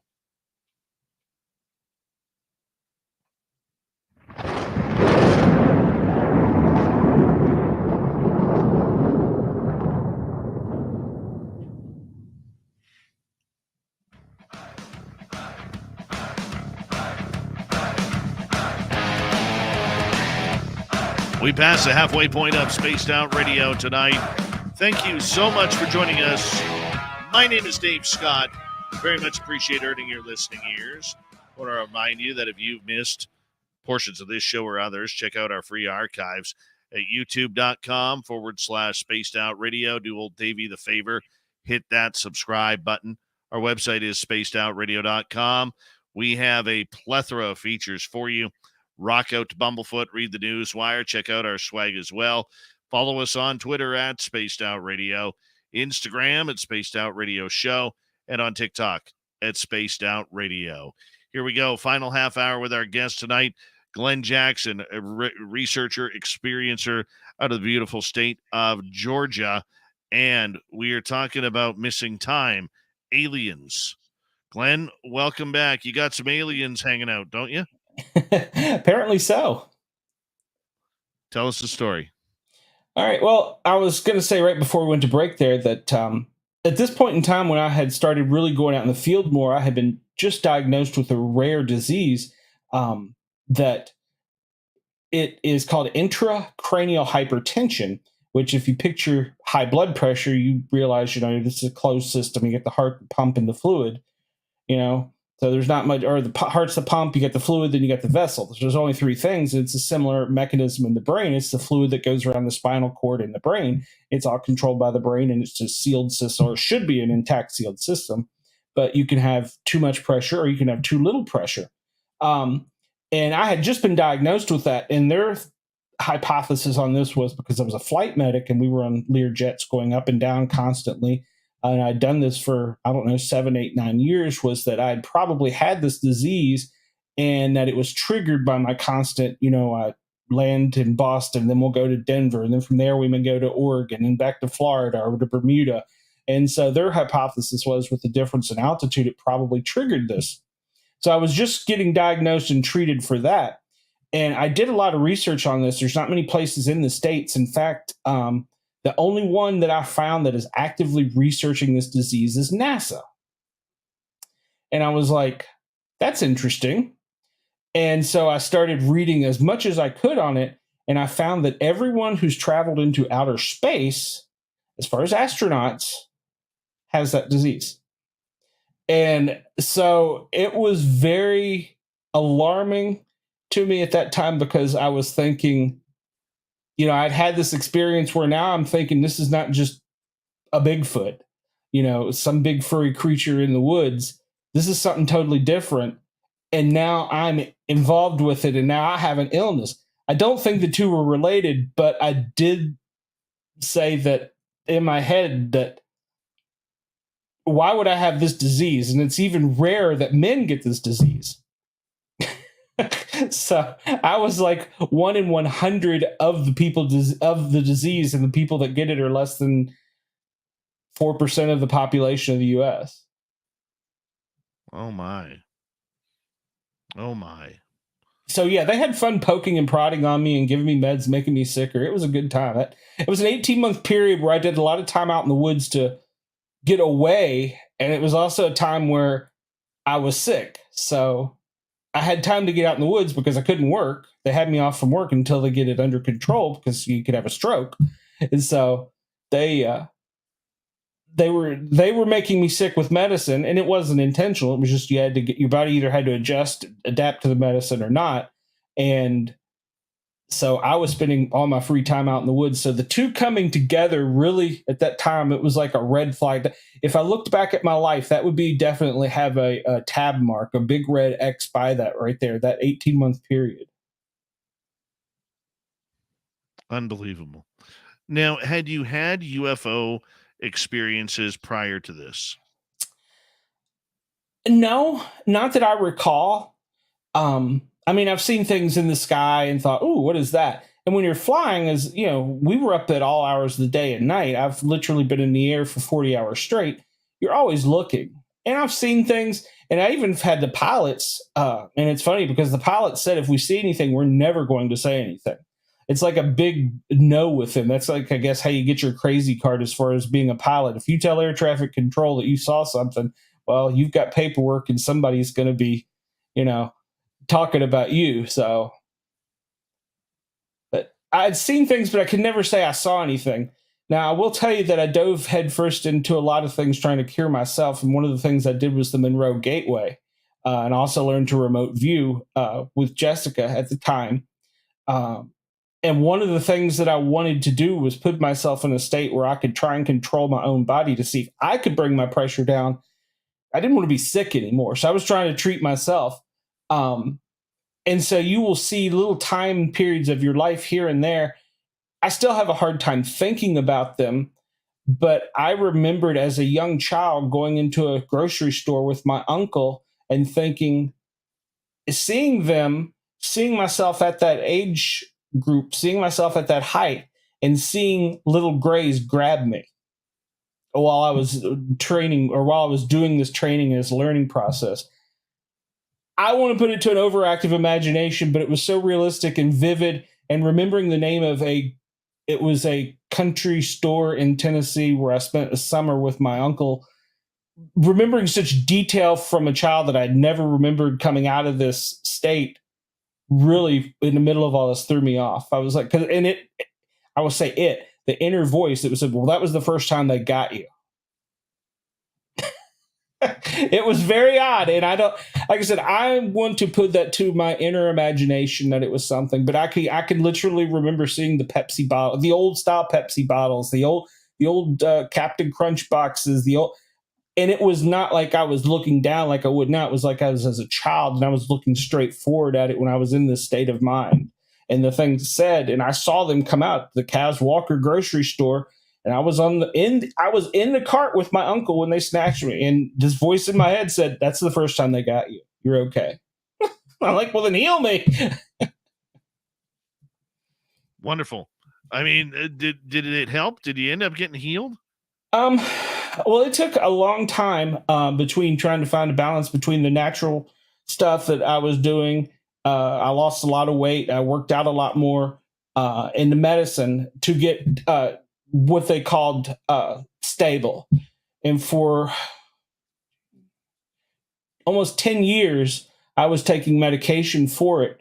And then I had an on-duty attack, and I'm not really sure if that triggered something else, but I went into remission with it.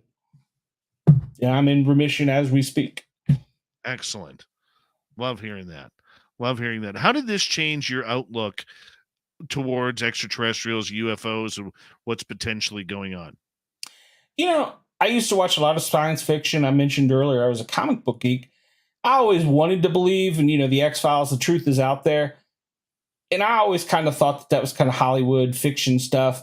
But I really started realizing that there really is more things and more around us than we're aware. And especially as I learned to do the remote viewing and things, and where you learn a lot of the techniques from some of my military friends about self-awareness and projection of yourself, and you're protecting yourself at the same time, I realized that I had gotten to a point where I felt almost out of control before I learned all these things. It was, like I said, it was an alarming feeling. If I was looking at a timeline, there would definitely be a bookmark there. Do you believe then that there is a invisible string tying the cryptid world and the UFO world and the paranormal world together?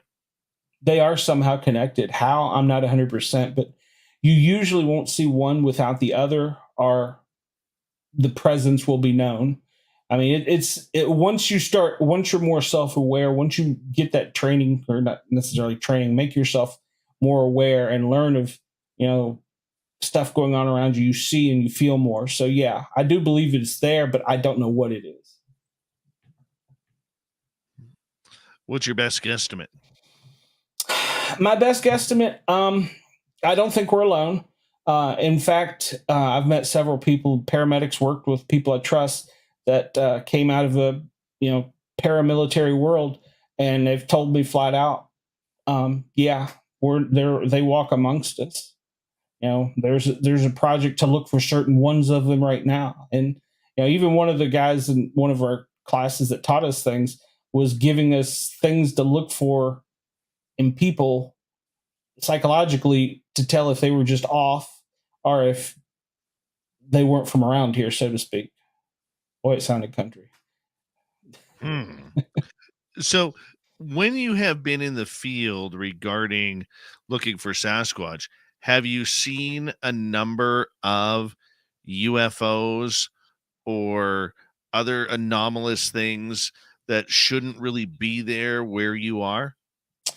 One night, I was on the radio again, and two of them had something happen that they couldn't explain, and all of their radios died. Their radios died. Their flashlights died.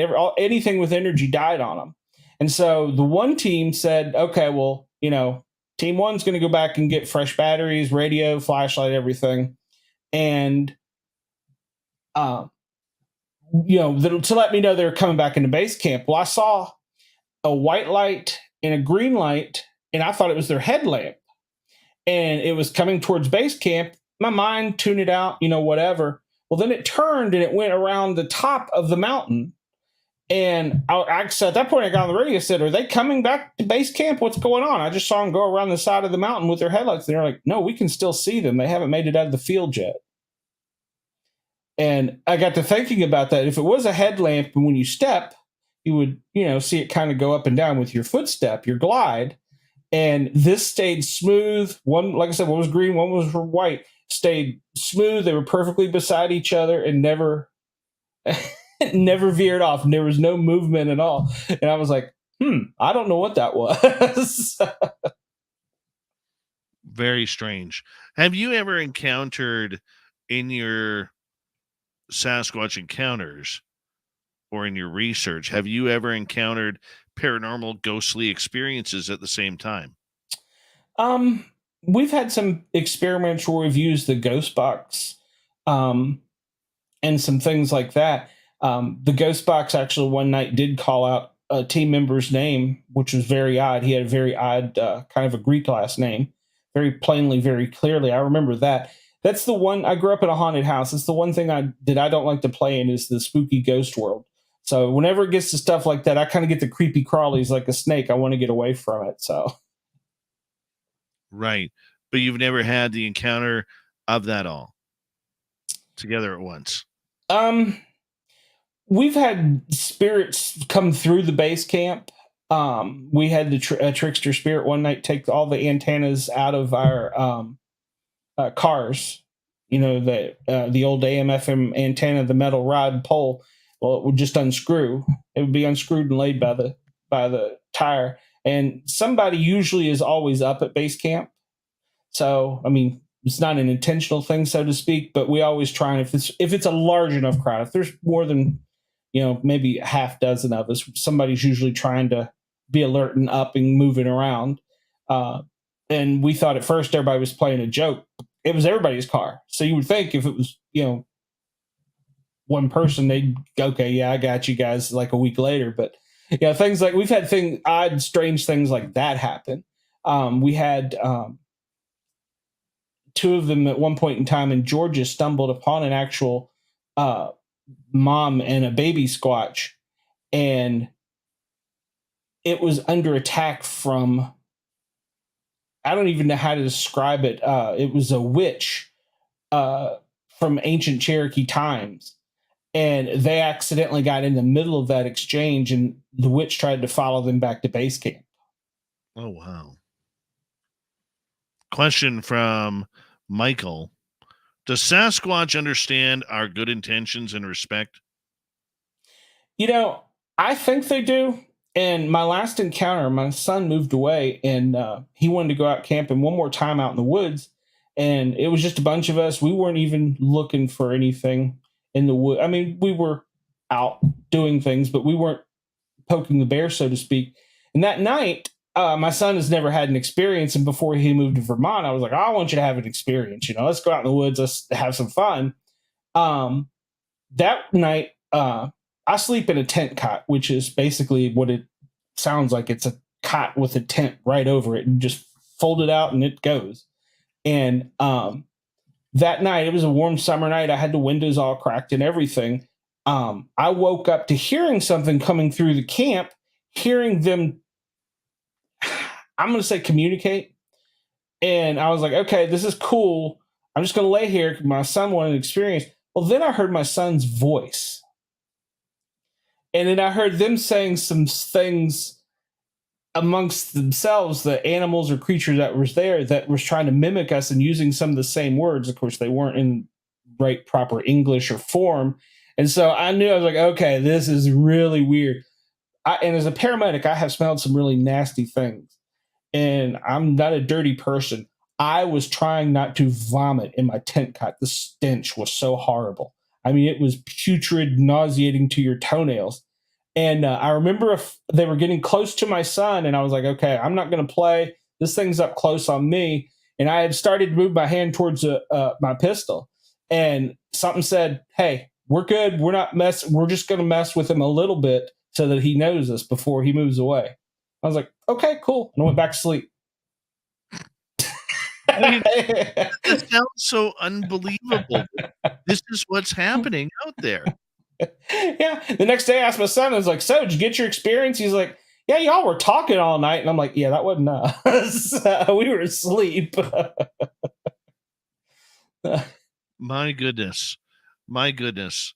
So looking towards this year, because you're in an area where you can get out there right now, I cannot.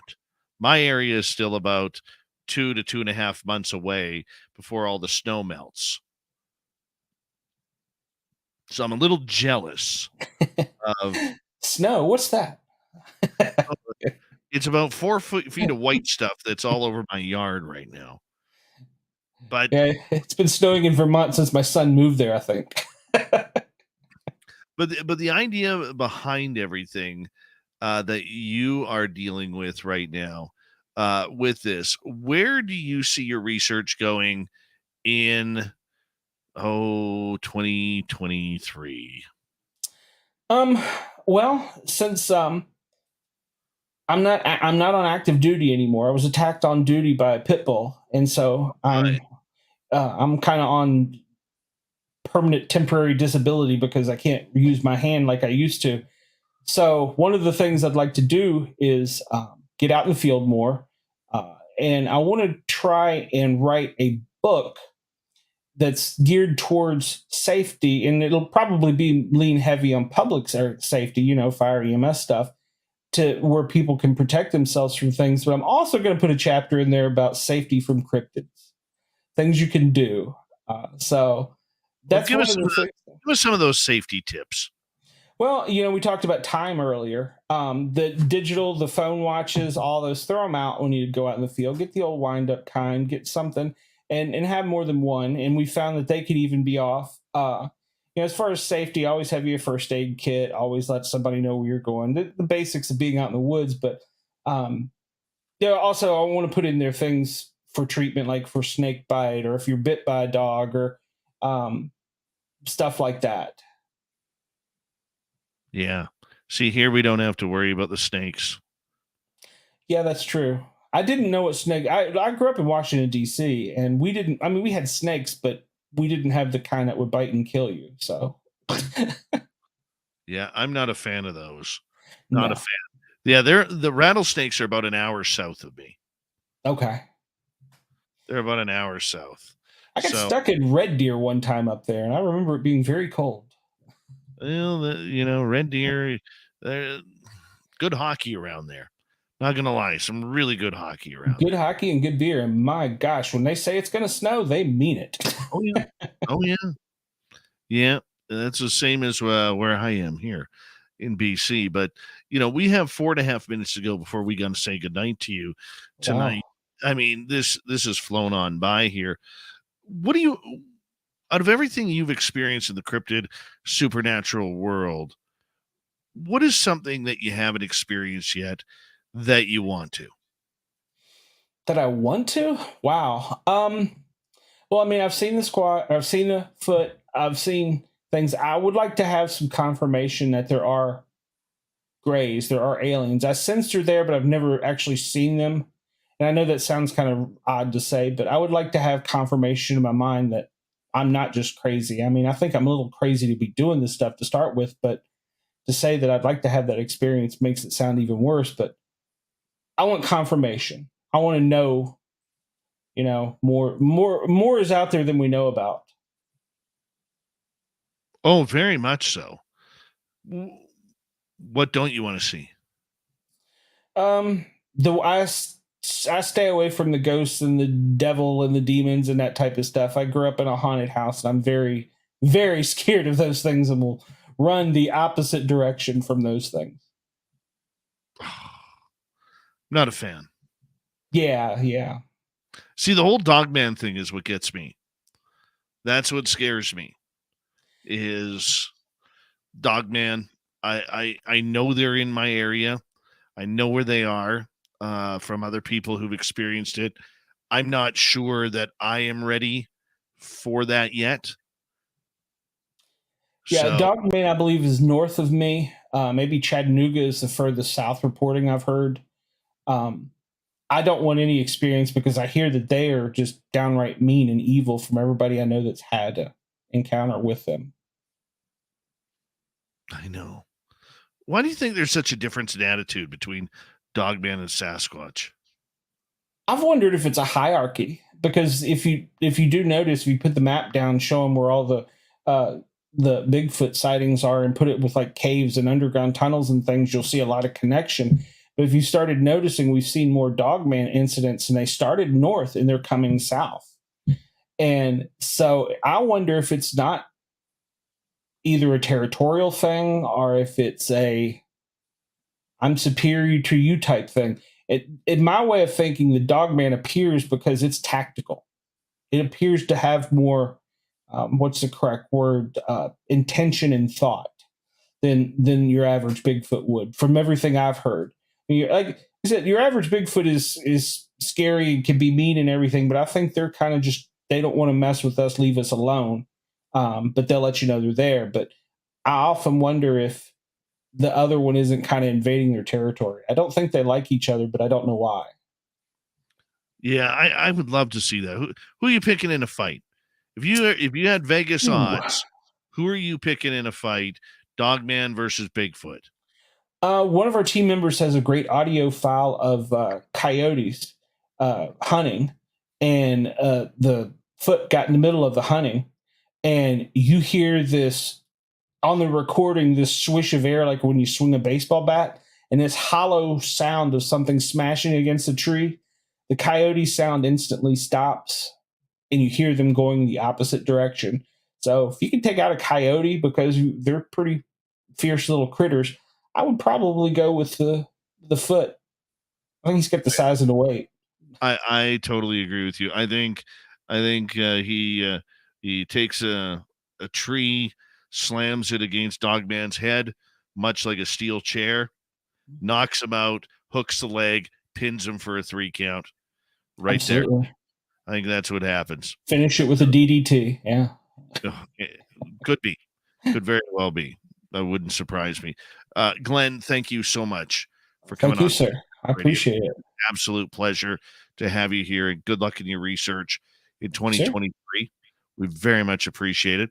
And coming up next on Spaced Out Radio, we got a jam-packed hour number 3, as Swamp Dweller's going to kick things off. Then Super Duke will be here for the Cryptid Report. Dave 101 night. What am I ranting about tonight? I'll fill you in a little bit. And, of course, we'll get to some weird news. Spaced Out Radio's Hour 3 coming up right after this. Stay tuned. We have lots of show ahead.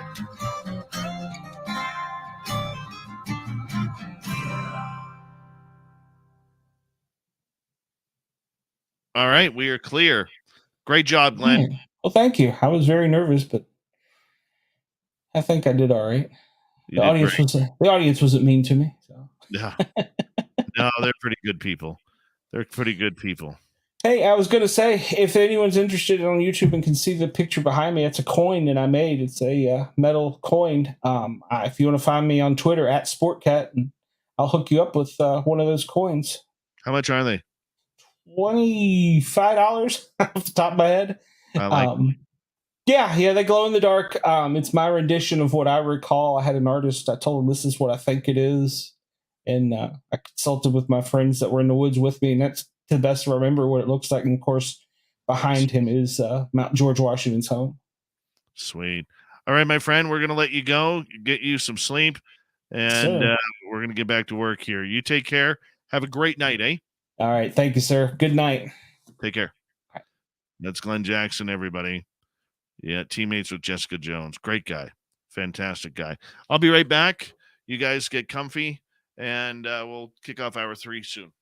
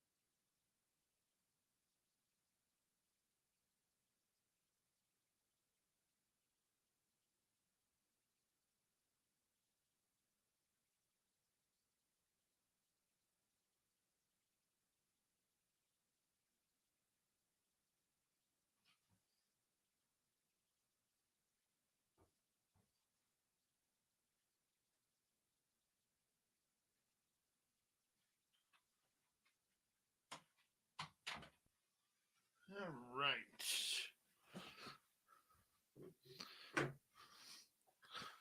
That was fun. Good interview. Hi, Search and Destroy. How you doing? Good to see you.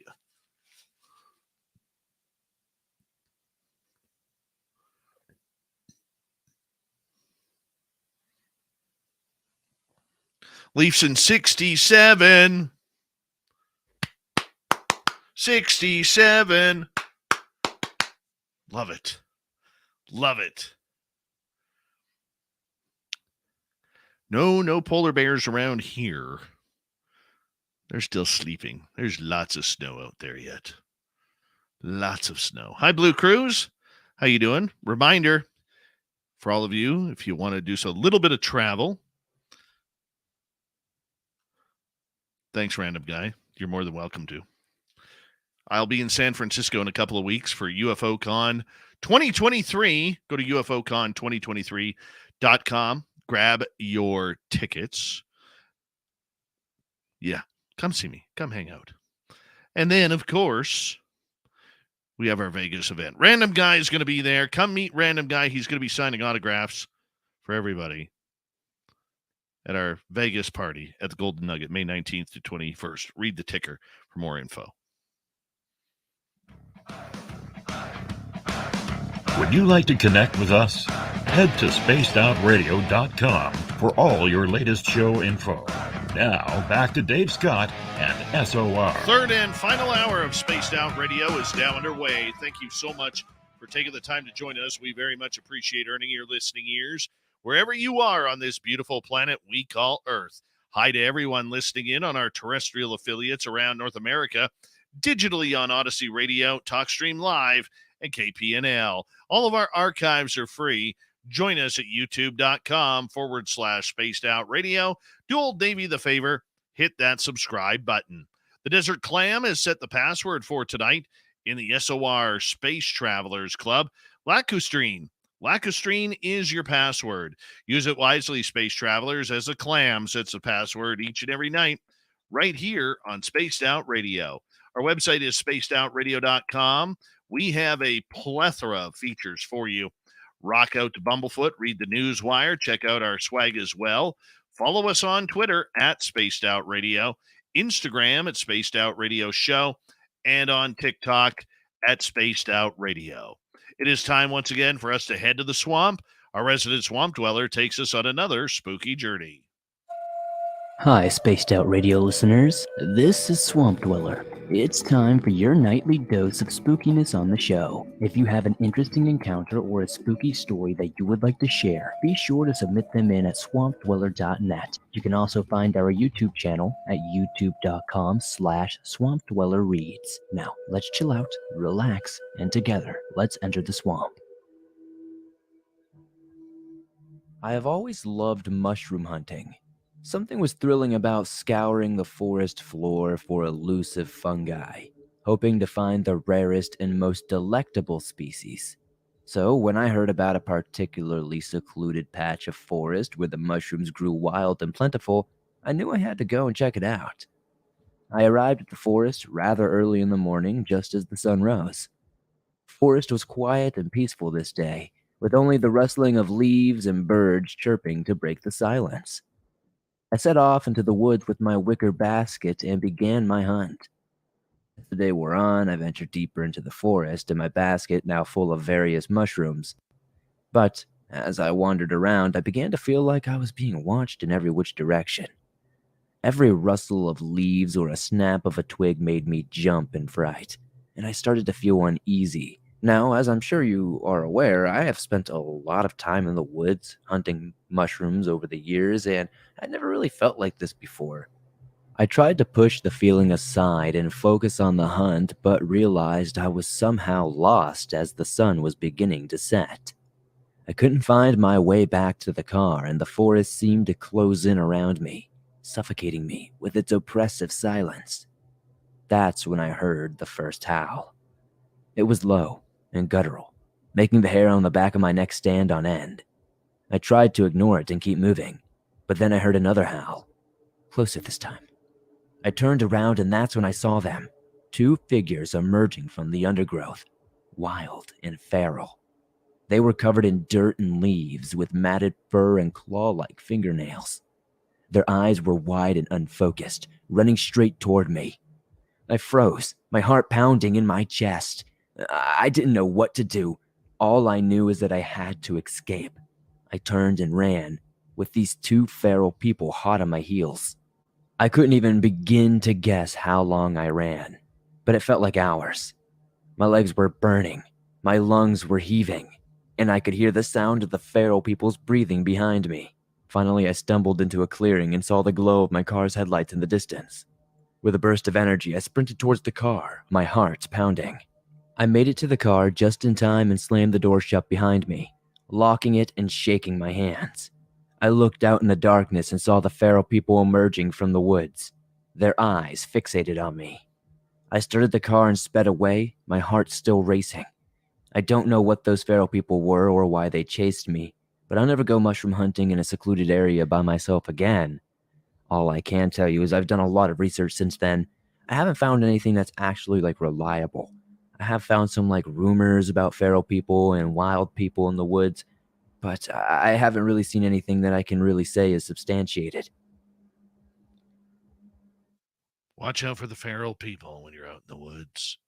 You never know what's going to happen. Yes, we love the Swamp Dweller around here, and he kicks off the third hour of this show each and every Monday through Friday night, so make sure you tune him on in. You can find more of his stories by going to youtube.com/Swamp Dweller Reads, and you can listen to them all for free. From the swamp to the mountains of Montana, where we bring in Super Duke for World Bigfoot Radio for the Cryptid Report. Super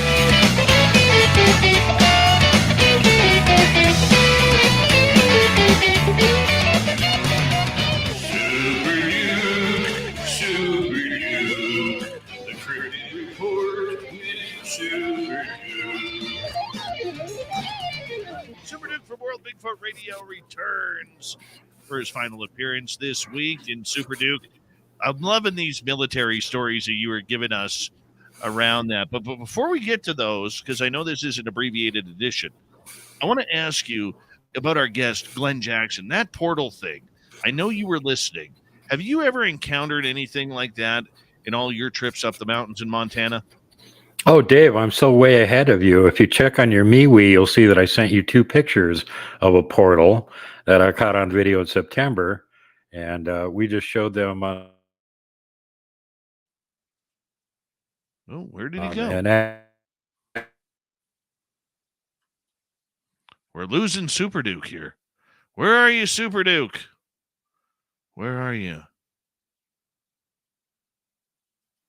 The portals took him away. The portals took Super Duke away. Maybe I spoke too soon. Maybe the aliens showed up and just grabbed him. Or maybe it's, I don't know. Super Duke, are you with us? There you are. Yeah, the internet wants to turn me off now. Ha ha. You scared me there for a second. I swore I'm back. I mentioned the word portals, and all of a sudden you were gone. Yep.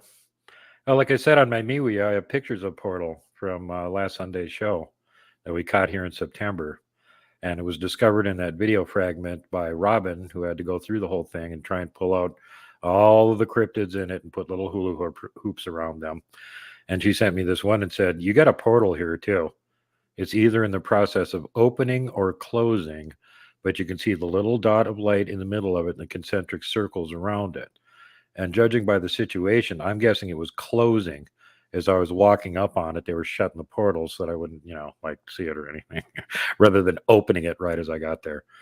But yep, they're again, people are getting these things on camera and on video and stuff.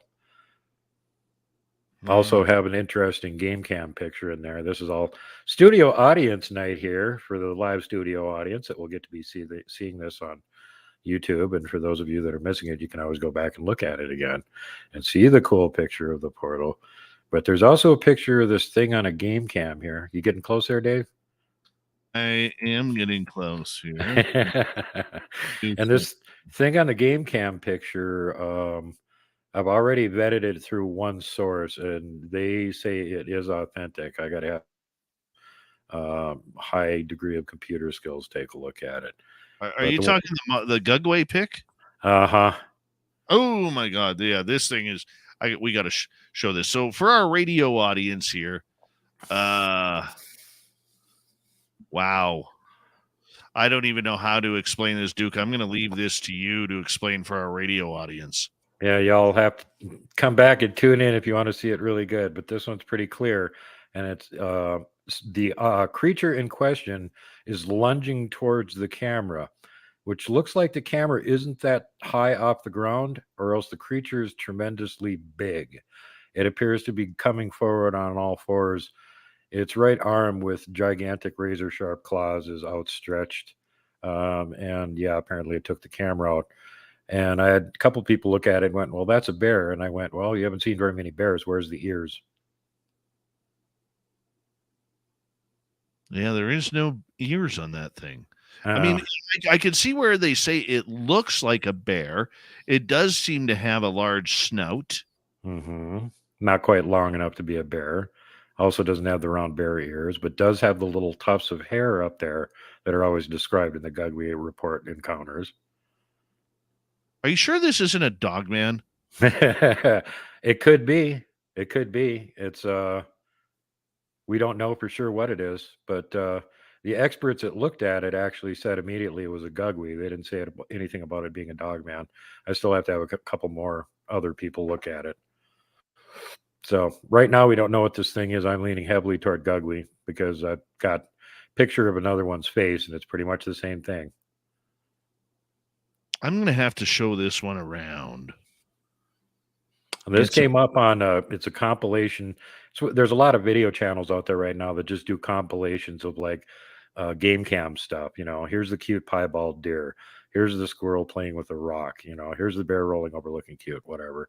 And occasionally they get these weird things on there, and they just put those on there too. We don't know what this is that appeared on this guy's game cam. You know, that's about all the information that you get on some of these things. So yeah, this one apparently the additional information was it thrashed the game cam. That was the last picture on it. Oh my. Yeah, I mean the claws on this, those are at least 3 inches. Yeah, you don't know the scale on the critter there either. I mean, the game cam could be 4 feet off the ground. Right.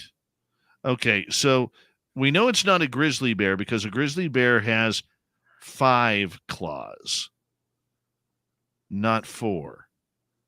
And on this one paw that is kind of off the ground, there are 4 claws there. Where was you this? can't see it. You can't see his right, or excuse me, his right rear leg because his front right parts are obscuring it. But it looks like his left isn't even on the ground. Like it may be that only his left forepaw or front arm in front there is the only thing that's on the ground. But if you look at his left knee, the way the leg is, you could see how the leg is bent, like it's crouching or like it's walking on all fours. Yeah, it's rushing forward. You can tell by the blur on the fur and everything, and the background's all in focus. Was this the only photo of it? Only photo. Appeared on one photo, game cam trashed. And there was no photos of it before leading up to it? Nope. How does that work? Good question. I know they can actually avoid game cams because they're so fast they can activate them and get past them before they actually get their picture taken. We've got good examples of that happening before. Who knows how fast those things are, whatever they are. And it does look like a Gugway. I'm gonna take this out and I'm gonna send this to some of my hunting buddies. If they say they saw one, then ask them why aren't they dead? Well, I mean, look, I mean, obviously the crappy part about it is for our radio audience, it's another blurry photo, but it's not blurry where you can't make out the images, and it hasn't been over pixelated, which is good. And the other, you could tell it's moving fast because the trees in the background are clear. Mm-hmm. Nothing else is moving except the object that's coming toward the camera to maul it. And I've seen pictures of bears doing that too, and it looks the same. The bear is blurry because it's moving fast. Oh, it's Super Duke. Yeah, Your that kids- one's scary. So let's go look at those portal pictures there. We got a little bit of time to do that with. And these were pretty cool. There's the lighter version. Robin found that initially. That was just a frame from the video that I took. And you look at the red hula hoop in the middle, you can see that there is a little glowing dot in the middle of that, and there's concentric glowing white circles around it. And according to Robin, it's either the portal opening or closing. And I'm, like I said, going with it's closing. I did a darker version of it too, darkened it up a little bit to make it out a little bit more obvious. But again, this wasn't like I knew it was there and I was trying to film it or anything. I just caught this accidentally on a pan. This one I have a lot more troubles with. Pull up the other version, it's darker. There you go. See the white circles? Yeah, no, I understand the circle and everything, but to me, and I'm not trying to sound like a jerk here, but to me, when I look at a photo like this, where it's been zoomed in on and pixelated, it's very hard for me to look at it and just wonder, is that actually what we're looking at, or is it pareidolia? Yeah, being that it's never appeared in any of the 404 previous videos I shot, I'd say there's no way in hell it's pareidolia. But that's just me being the guy out in the field that films them. No, and trust me, I understand what you're saying. This is your area. You know this area like the back of your hand, much like I'm getting to know my area. I don't know it as well as the back of my hand just yet, but this year, now that I know we've had contact there's going to be a lot more time spent in that area because I know where to go rather than trying to find a place to go. The other interesting thing here is that's right above the river. That's not sitting over the ground. That's above that little river. Oh, so down below, that's water. That's a river. Yep. If you go back and look at the video, you can see exactly where that's at. You can probably even pick it out if you go through frame by frame. Okay. I'm zooming in on that little river downstream from me. And when I zoomed in or zoomed back out again, that's when I caught that. There were other things around both sides of it that Robin noticed. But the point here is that explains to me why I got so many cryptids all bunched up in one area. Because from what I'm thinking is that portal is just in the process of closing as I'm walking up on it. And a whole pile of them may have just come through it, which is why there was a whole pile of them in one place when I came up there. So the face that's in the secondary circle, is that covered by trees or brush? Yeah, that's in the background, and there's like another some fallen trees and brush and stuff in there, and that you can only make out that face. And there's actually a bunch of these if you go through and look at all of the hula hoop pictures that Robin did for this one. There's some of them that are like really obvious, and there's other ones where you just can't see anything, and that's because Robin can see their energy signatures. So whether we can see it or not, she puts a circle there. And that one, I just you can see there's a face there too. Bama Bigfoot will tell you this, that you can get them on video, and as you're walking along, you have to go through your video really carefully and look at it really carefully, because you may only catch them for like 2 or 3 frames of video, and then they're obscured again and you can't see them. Mm-hmm. And this is an area, explain to our audience, this is an area you are continually at. This is your research area. It's near it. This is actually on the far side of the mountain range from my best research area, an area that me and Mike discovered about 2 years ago. We were just driving up the valley, and I went, hey, wait. There's a little stream over here.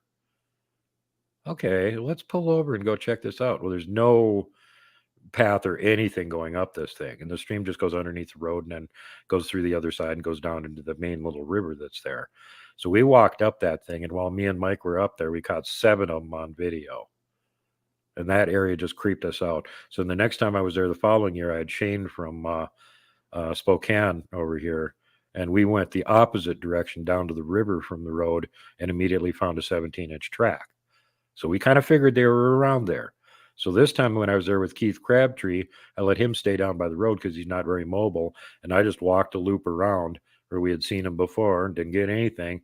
And when I got back down to the road where he was waiting, that's where they were, on the far side of the road. And as I'm now hypothesizing, it was because there was that open portal right there and some of them were coming through it at the time. Wow. So I kind of caught the bus unloading basically, and that's why I got that lucky video. 4 minutes ago here on the Cryptid Report. Explain to everybody where your territory is that you're researching for Sasquatch. I'm in extreme western central Montana, which is sort of like in between where Glacier Park is and where Yellowstone Park is. For all of you people that don't live near the area, gigantic forest and mountains, 52 mountain ranges, millions of acres of forest, plenty of places for Sasquatch to hide. Almost all the forest out here is either a state forest, national forest, national park, and they all connect to each other. So there's unlimited travel thoroughfares for them to move around out here. I'm down toward the middle of the state. It takes roughly 3.5 hours to drive from here up to the border of Canada, up there where Dave lives. Yes, Canadian. Okay, Canada. I know. Our wonderful press secretary that's so brilliant came up with Thank that. you. Thank you.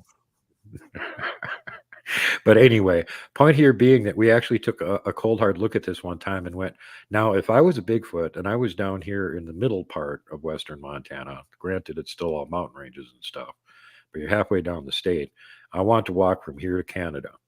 How many roads do I have to cross? The answer is 2. That's it. That's it. So think about how easy it is for them to get around and not be spotted by anyone up here. I mean, they practically have to be trying in order to get spotted up here. It's so easy to hide from us. There's so much land to do it on. And yet people see them all the time. I don't know if they're just sloppy up here or if there's just a plethora of Sasquatches here locally.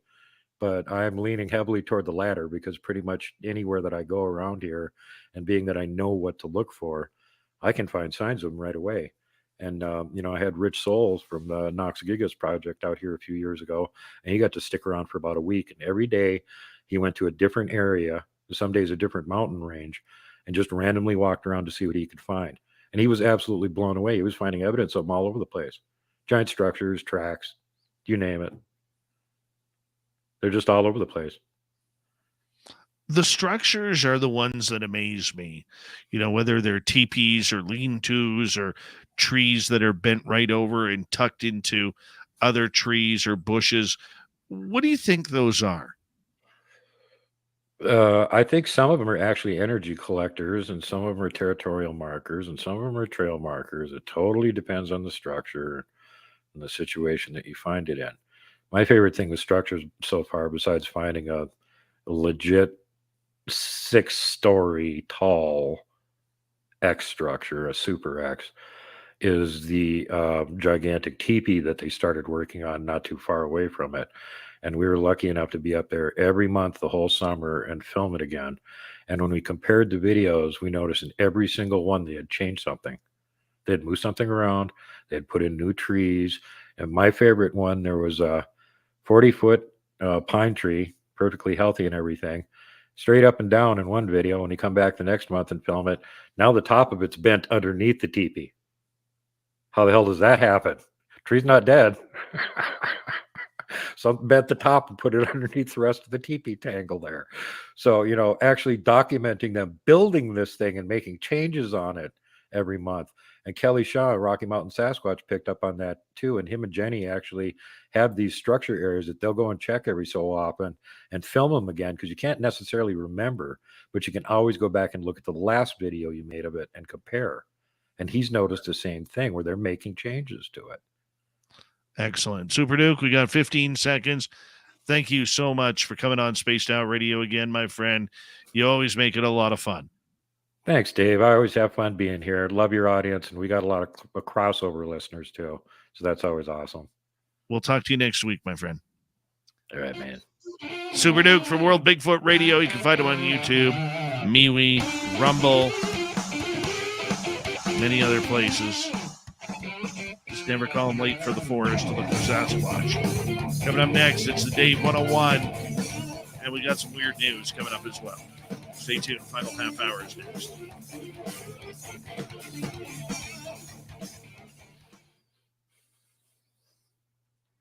Good job, Super Duke. Thanks, Dave. I thought your audience might enjoy seeing that what potentially is actually a gug we caught on game cam. Holy crap, that thing's scary. I love it. How would you like to be rushed by that thing? No. Yeah. That thing's screwed. No thanks. No thanks. That scares me a lot more than the Dogman dozen Sasquatch and Portal that I got on video that I was standing right next to. That was way less scary than this freaking thing. Hey, I don't have MeWe on my phone. Can you text me a picture of that? Oh no, I don't have any data on my phone. I don't use my phone for anything like that. Okay, You'll have to transfer. Yeah. But yeah, I like to watch these compilation videos, and some of them they're like obvious fakes. Somebody was playing around in front of the game camera, and other things are like it's hard to tell what the camera got a picture of. But every so often, the cameras get a picture of something very interesting, and this is one of the most interesting ones I've seen recently. No kidding. And apparently, I have a call that I have to make with somebody tomorrow that was a guest on another show, Sibylla Irwin, and he got to see a Bigfoot light up and do the eye glow thing at point blank range, right from the other side of the window. He said its head was like 2 feet wide. It's like right on the other side of the pane of glass, looking at him, and gives him the eye glow. And he's like, "Wow!" Well, having survived that, and this guy lives up there in your neck of the woods, I think a little further north than you are, Dave. Guess what he just found on the mountain behind his house? Mountain giant track. Oh, nice. No. So he's pretty worried, and I have to give him a call tomorrow and give him some sage advice about how to avoid being eaten. Yeah. I don't blame you. All right, Super Duke, I got to let you go here. I still got to figure out something I'm going to rant about. I got a couple of subjects in my head. But I haven't decided which one. As always, I'm looking forward to hearing your rantings, Dave. Damn aliens, get off my lawn! Get off my lawn, you damn aliens! You damn probe happy saucer jackies, and take those poultry geese I duct tape for you with, too. Yeah, no kidding. All right, Super Duke. Chat with you later, buddy. Good night. Super Duke. Yeah, we love it. Stephanie Jackson, how are you? Are we seeing you in Vegas too? And let's see here.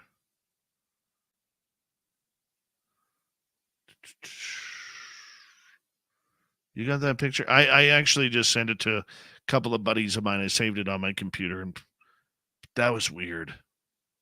That's a weird thing. It's part of the mystery, random guy. Part of the mystery. That's why we chase him.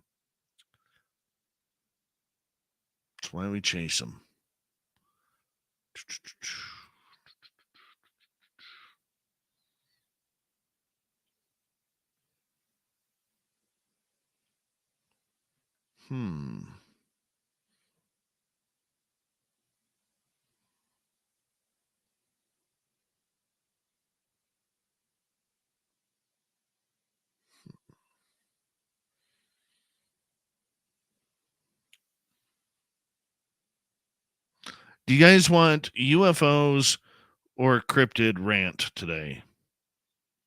Gong show.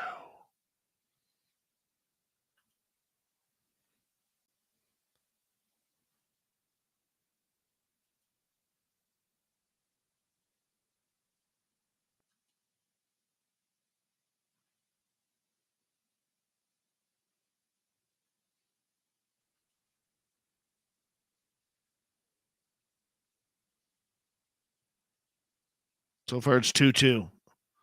3-3. You guys got like 30 seconds. 435354 6474 75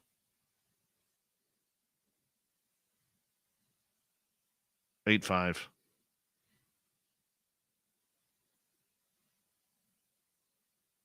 95 105 106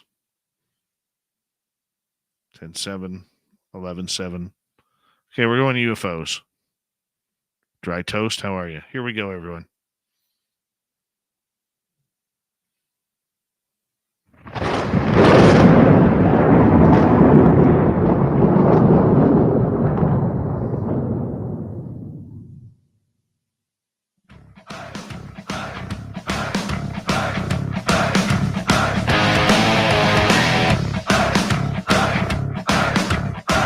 We've rounded third. We're heading for home tonight on Spaced Out Radio. My name is Dave Scott. Thank you so much for joining us. We very much appreciate earning your listening ears wherever you are on this beautiful planet we call Earth. Hi to everyone listening in on our terrestrial affiliates around North America, digitally on Odyssey Radio, TalkStream Live, and KPNL. All of our archives are free for you. Join us at youtube.com/Spaced Out Radio. Do old Davey the favor. Hit that subscribe button. Our website, spacedoutradio.com. We have a plethora of features for you. Rock out to Bubblefoot. Read the news wire. Check out our swag as well.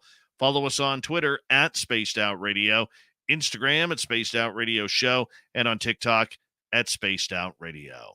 It is time once again where I yell at everybody to get off my lawn. It's a Dave 101.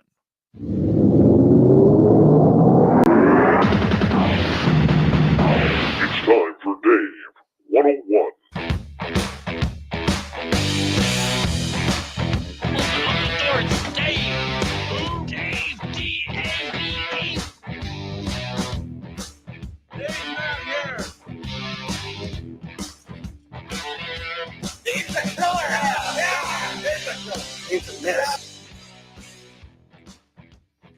Last week, I ranted about the old idea and adage that there is a big difference between UFOs and UAP.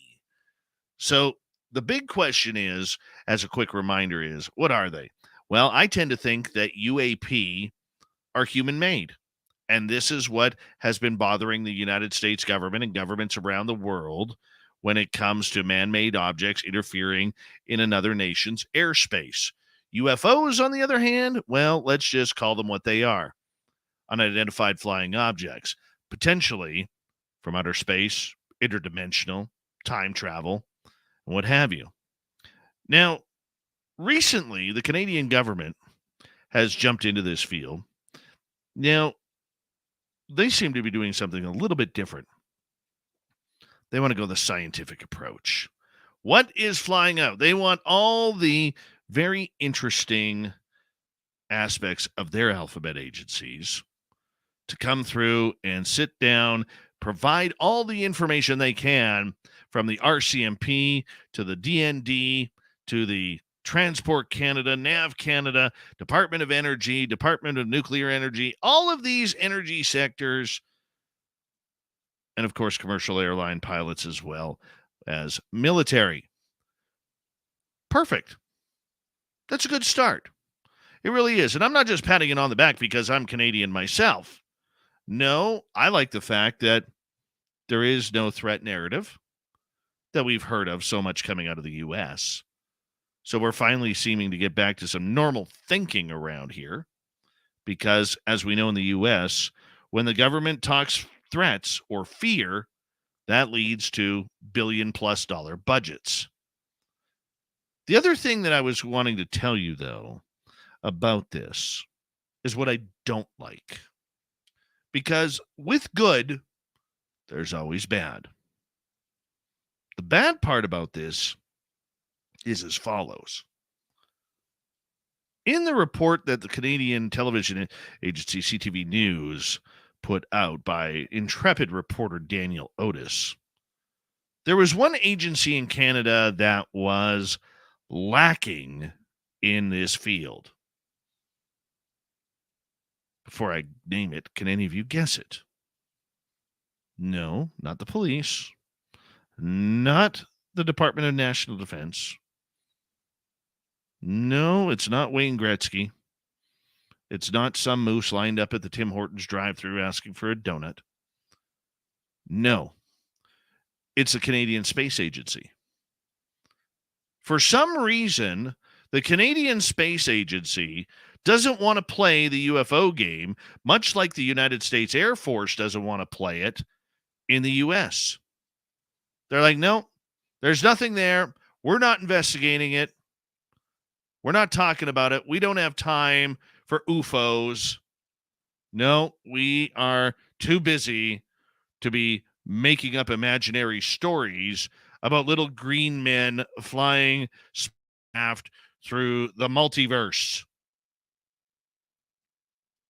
Canada's top astronaut, Chris Hadfield, who was once the commander of the International Space Station for just a hair over 6 months, has been Canada's Neil deGrasse Tyson when it comes to UFOs.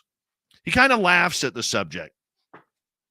Then he kind of talks down to you a little bit, saying, I would have seen something up there. There is nothing up there.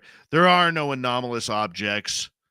There are no UFOs. You can't believe what people are seeing. It's unheard of. NASA hasn't seen anything. Well, really? Now, Chris Hadfield is literally a cultural and folk hero around here. All right, he's best known for bringing up his guitar and singing songs while on camera. Smart guy, been in space a couple of times, has a fantastic mustache. Got to point that out. But he's wrong on this one. Because number one, NASA is looking into this. And here's what I think has happened. See, Canada doesn't have the ability to put rockets in the sky. We rely on our American friends to send our astronauts up. And what happens from there is we got to toe the line a little bit up here. So I think what's happened is the Canadian Space Agency is holding some American secrets that they don't want to play the game and give the subject to the Canadian government. Because after all, if NASA says, hey, Canada, you're not going into space, well, then Canada is not going into space.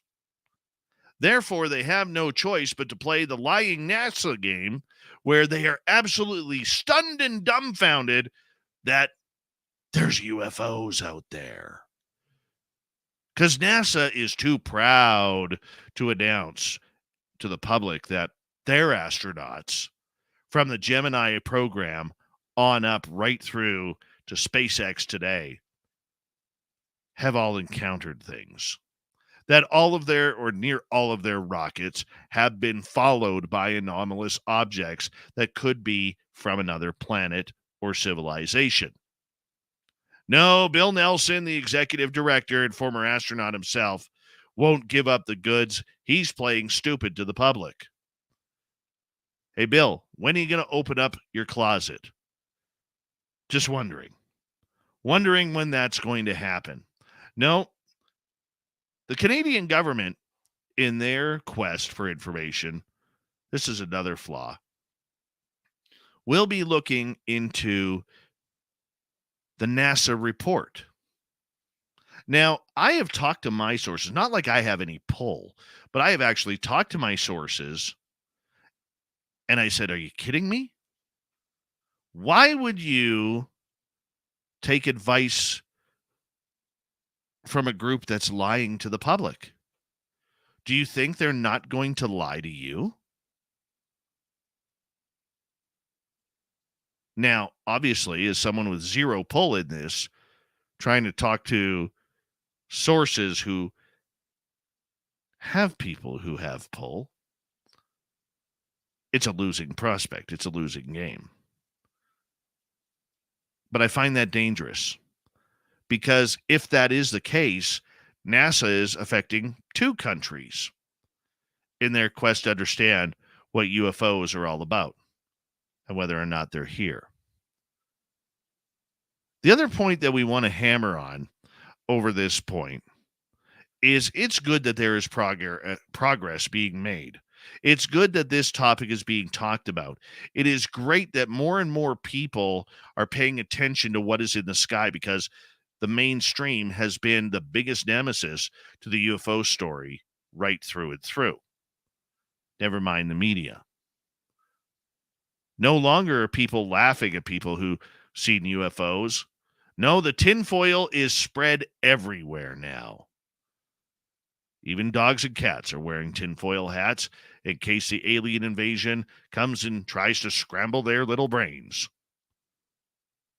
But the idea behind the fact that we may or may not be visited, I am personally under the fact that we are.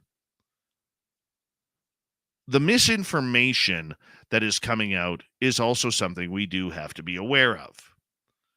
This is something our good friend Random Guy has warned us about, telling us what is ours and what isn't. For instance, if you see blinking lights, it's probably ours.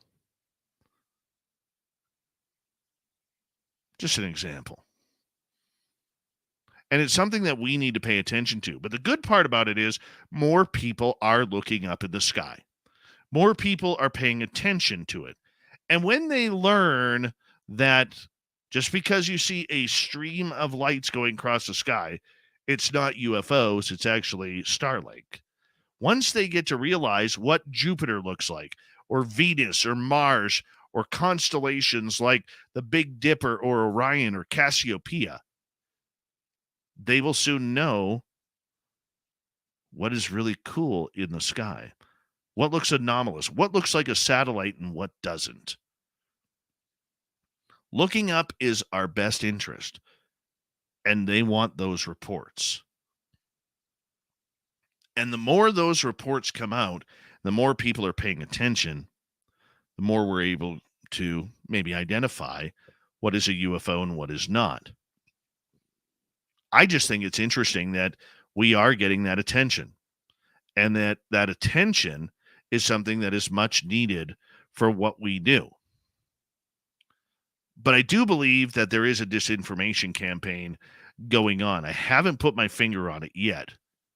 And I know if you've listened the past couple of weeks, you'll hear me talking about the movie The Transformers and Sector 7 that, the Banachek ran in the movie. And when the Secretary of Defense says, never heard of it, and Banachek responds, never will. God, that's good. That's good drama. I think something like that may be going on. Not everybody knows everything.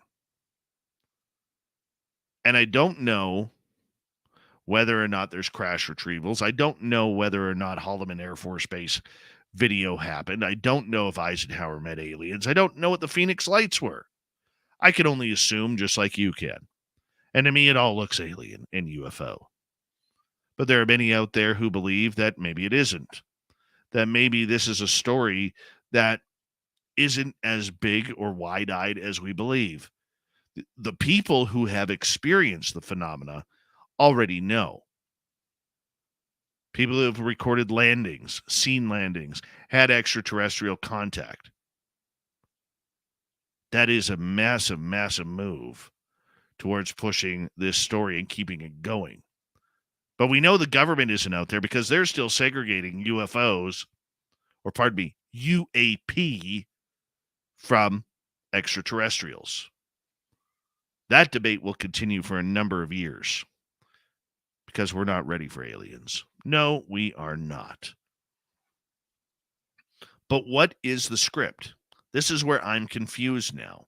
I don't know what the script is on where the balance of what is fake and what is real is going on. And I blame my good friend Random Guy for that, because he's opened my eyes to what a number of possibilities may be. Whether it's from secret bases, whether it's Lockheed Martin, whether it's Raytheon, McDonnell Douglas, Boeing, Northrop, You name it. Who's making what toys? And what toys are really out there that we have no clue about? We know there are things happening.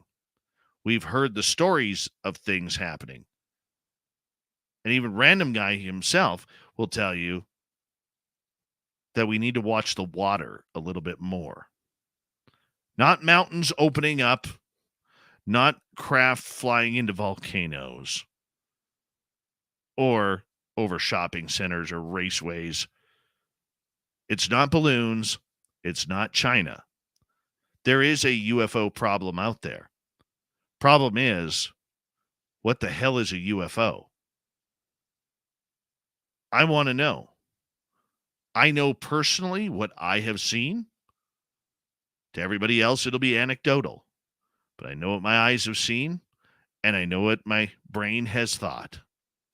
And many others just like you who've seen things know exactly what you've seen, and you have to stay strong on that. While the rest of the world tries to debate UFOs and UAP and the nuts and bolts and the science behind everything and the cover-up that goes on, this is where you, the viewer, the seer of something strange and anomalous, needs to stay strong to your story. That is your Dave 101. If you're watching this on YouTube, do me a favor. Afterwards, leave a comment message below. Let me know what you think. Are we off the rails, or are we speaking from the heart? You tell me. We want to hear your story. Now, it's time for the news. What time is it? It's time for Shirky Poo's news! All right, let's get to the odds and ends here of the strange and weird. An Australian man has gone from the slammer into the porn business to who knows what, thanks to an on-the-job accident. Liam Ellis, who was in jail for more than 4 years for drug offenses related to his time with a biker gang, fractured his ding-dong during a shoot. A movie shoot, that is. Ellis reportedly is now making a bundle on OnlyFans, but his livelihood may be threatened because of this accident. I didn't think of anything at the time, but a while later, it turned completely black. Basically, I was having sex at the time, and it slipped out while I was still in motion, wasn't lined up, and then snap, bang, boom, the old penile fracture. Every man out there right now is grinding their teeth. It's got that sour look on their face. Terrible. Terrible. Ellis, by the way, underwent surgery, been prescribed medicine to prevent it from becoming too excited while he heals. Ellis says he's worried the injury may happen even again after he recovers, but he still hopes to continue with his OnlyFans because he's making some good money there. How about you slow down and maybe pay attention to where you are? Oh, the poor guy. Poor guy. Snap, crackle, pop right there. Whew. And we're not talking Rice Krispies. Japanese man was arrested. Why? Well, because apparently he really had to use the washroom. The man allegedly beat up a 37-year-old man and stole his wallet outside a convenience store because he said the man was taking too long to get off the toilet. Yeah, a Kyoto newspaper, citing police, says the suspect had admitted to punching the victim twice in the face and stealing his wallet, which contained 110,000 yen, or about 1,100 Canadian bucks, or about, what would that be? About 700 American? Police said the victim suffered minor injuries to his face. Baba allegedly said the wallet fell out after he attacked the man and he had not planned to also steal the money. Yeah, sure you didn't. Let's go to Spain, where the Secretary of State for Transport and the head of the state of rail company have resigned for an unusual reason. Turns out a bunch of trains ordered for 2 northern Spanish regions were too big to fit on the tunnels or through the tunnels. That's a problem. Plans began 3 years ago to purchase a train for hundreds of millions of dollars. Problem is, they were too big. Couldn't get them through.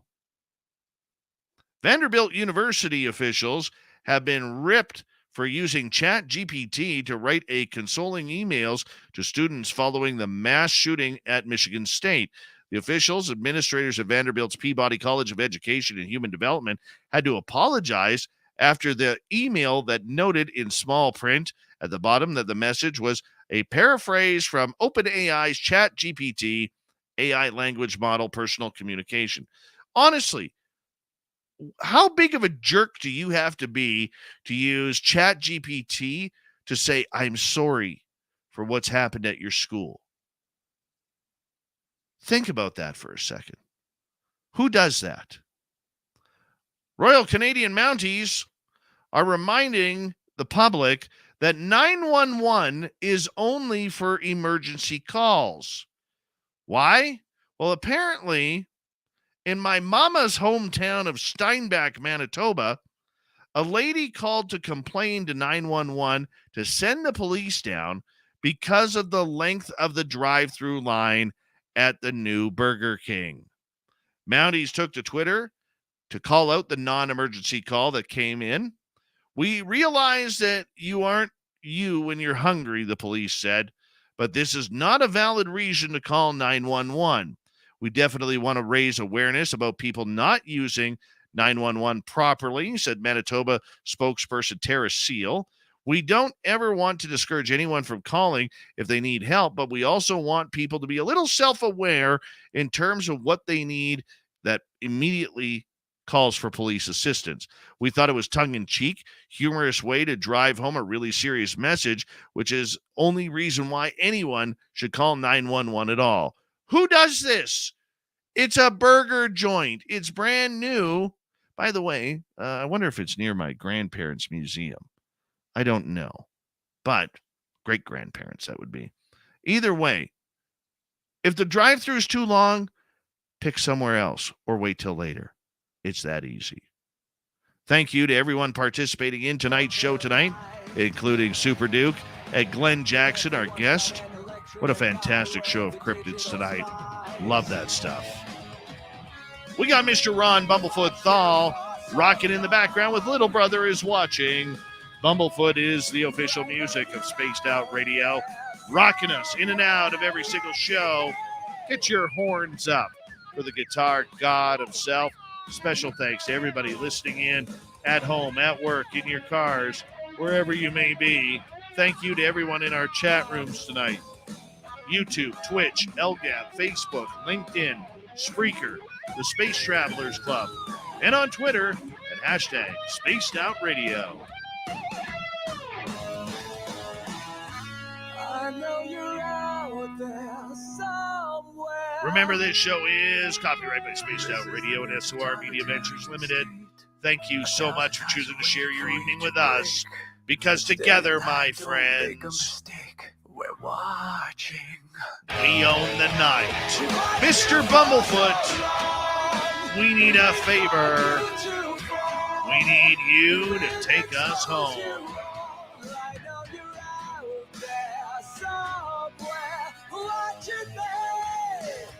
Yes, the Woo train has docked for the night.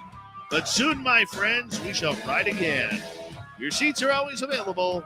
Your tickets never expire. And if you want to bring a friend, we got room for them too. Good night.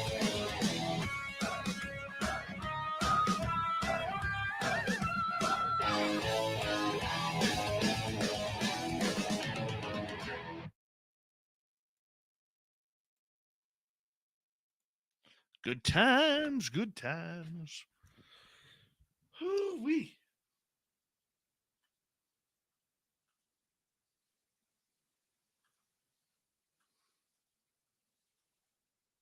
Do, do, do, do, do, do, do. That was a fun show.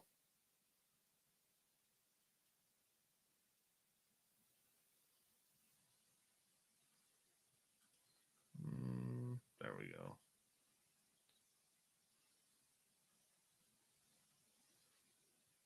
Fun times. Fun times.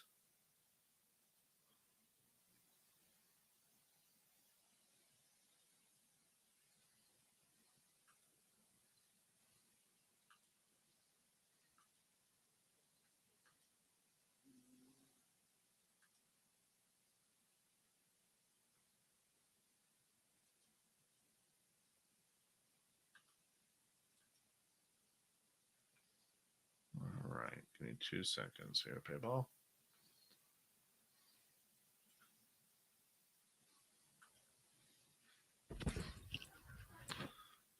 Oh, right on, Felipe. I want to tell you that you and SOR have inspired me so much that I've decided to start my own podcast in Spanish about UFOs.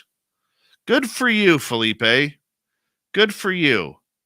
Well deserved. Love it. That's an honor. Thank you. That is freaking awesome. Good for you. If I knew Spanish, I would come on as a guest with you. I totally would. But I'm very proud and humbled to hear that. Thank you. Very nice of you to mention that.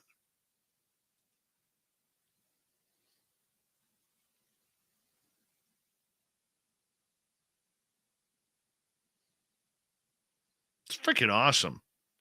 That's really nice. I know I inspired the Gong Show. All the best to you. Yeah. That's freaking awesome. That just put a smile on my face. It's great. Felipe, are you joining us in Vegas? I hope you are, man.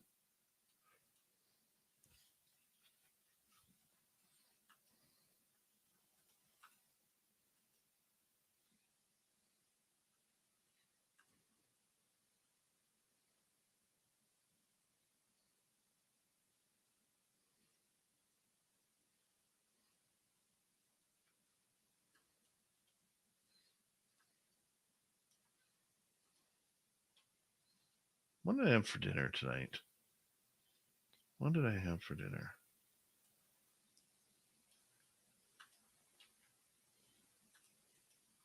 Oh, yes.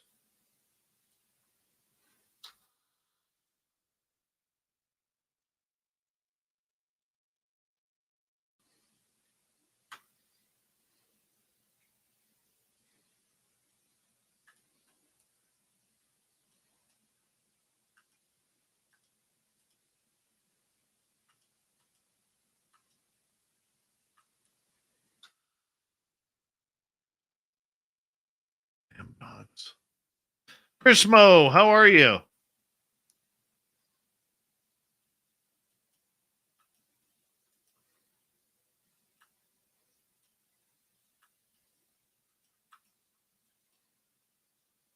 Willard Wright, how you doing?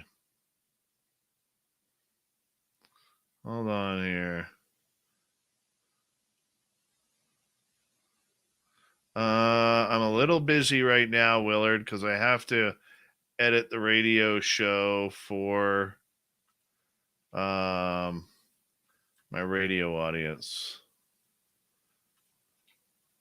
So that's what I am doing right now. You can email me at dave@spacedoutradio.com if you need to get a hold of me. dave@spacedoutradio.com.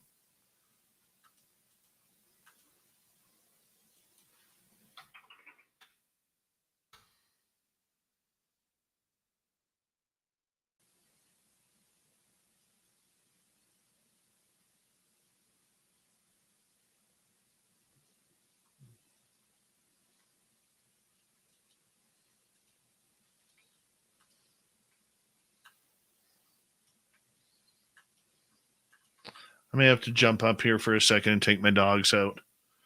I'm just going to prepare. Let's see. Maybe, what's happening here?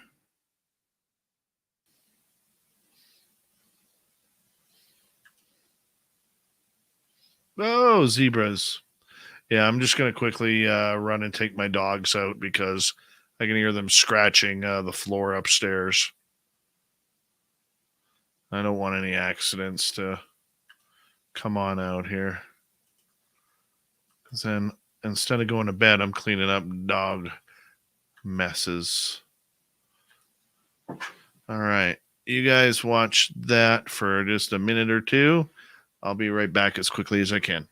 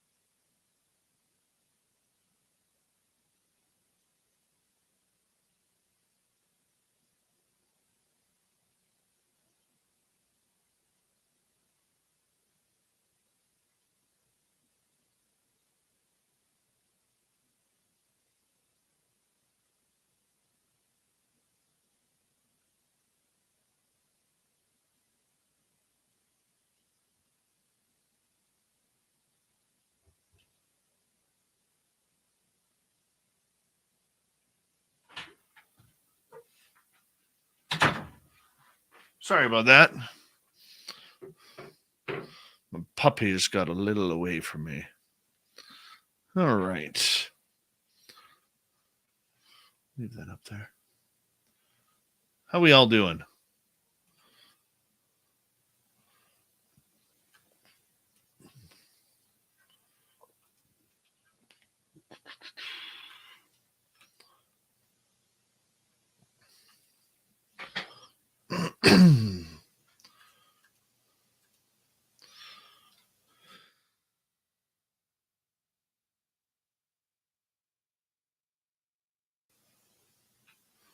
This number 3, right? Yes.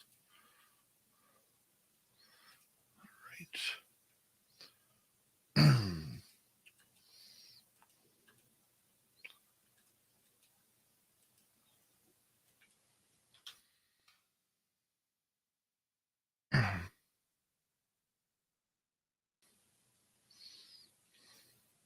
What did I miss in the chat room here?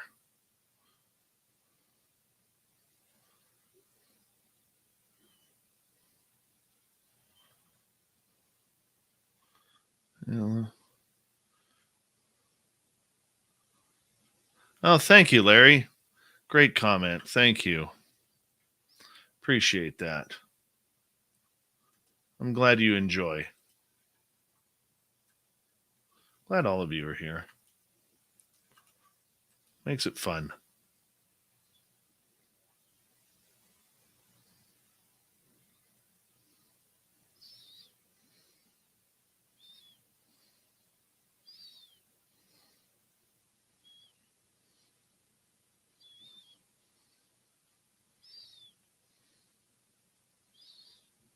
I'm catching up in the chat room.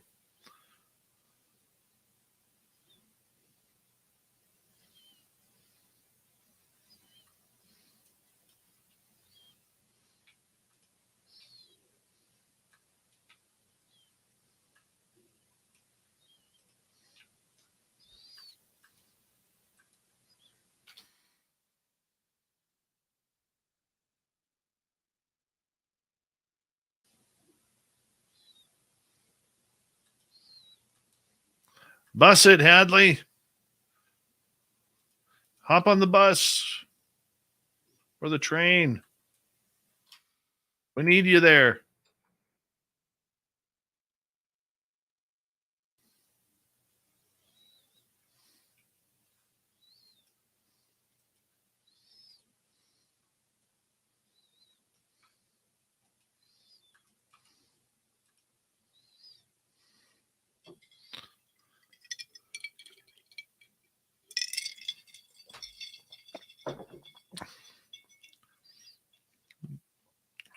Where are you from, Forrest Louie?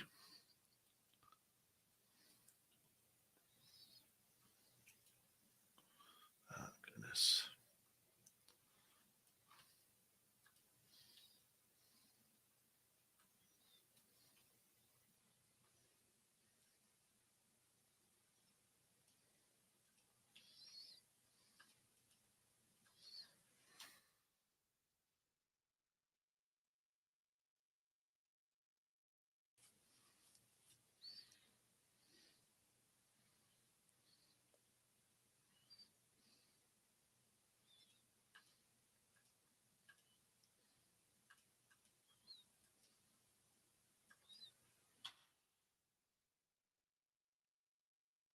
Lincoln, New Hampshire. Very cool.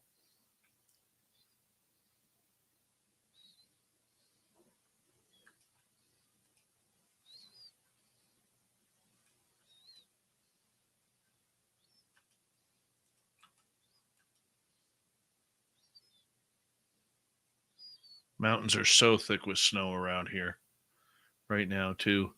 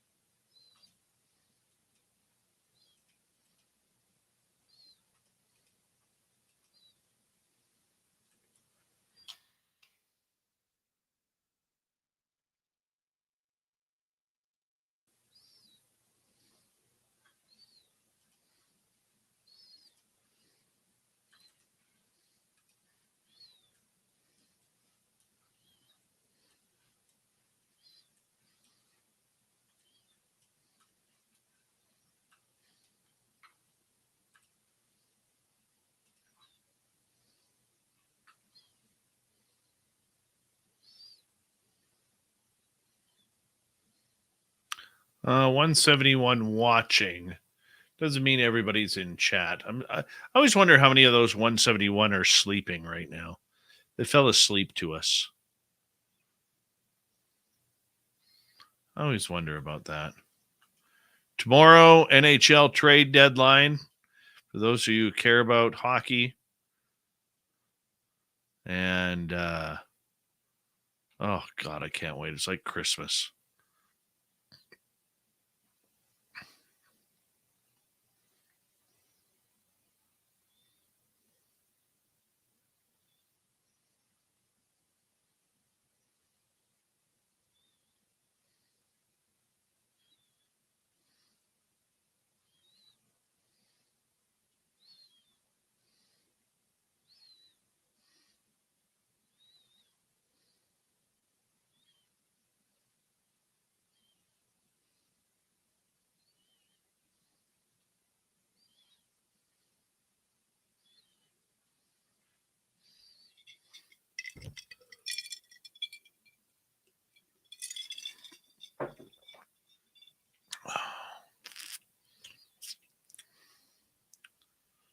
Oh, I can't wait.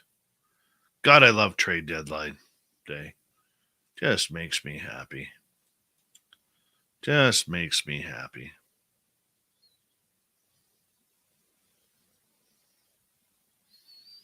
I want to know what this one drunk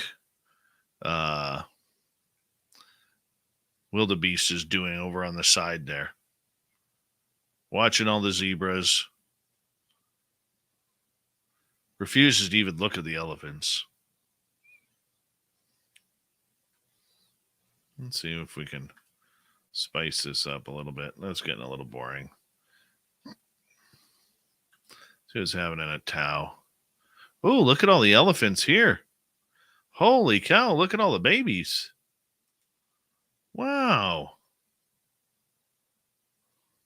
Couple of drunk zebras in the background.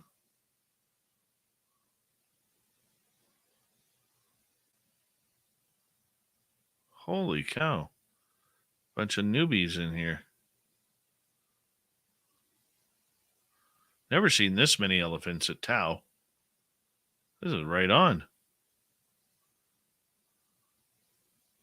Look at the big leader there, just standing right in the middle, watching over his clan.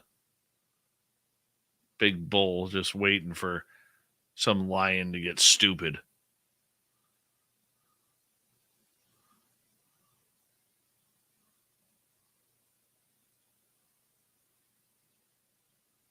Holy cow, that's awesome. That is phenomenal. Love it.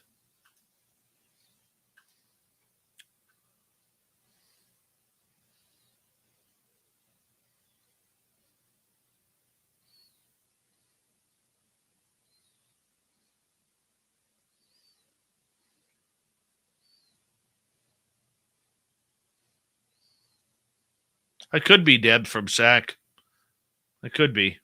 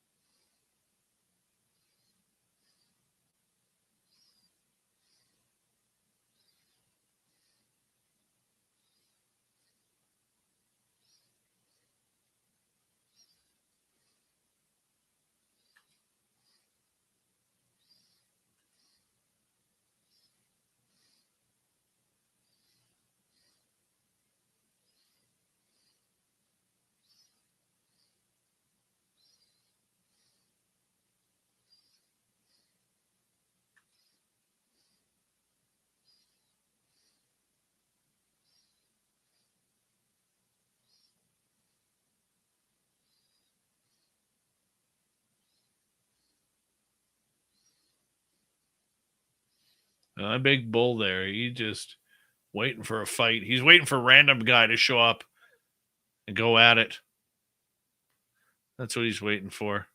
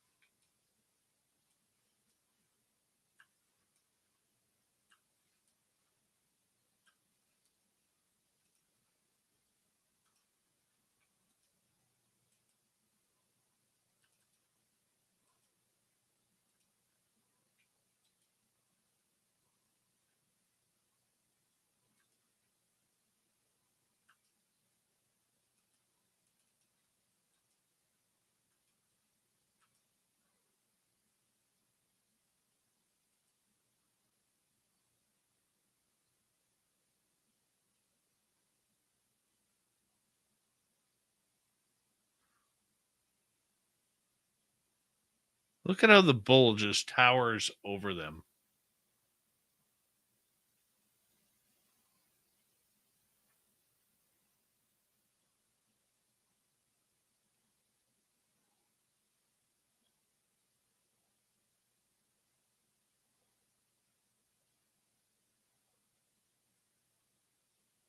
Holy cow. Hey, Super Tex, how's the beard? Give us a beard update if you don't mind. I will try my best, YJ. Promise you.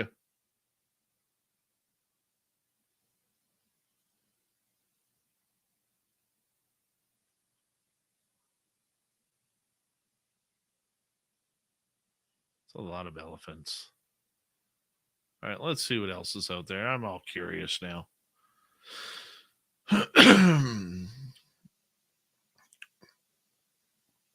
Well, Daniel, we've already been there.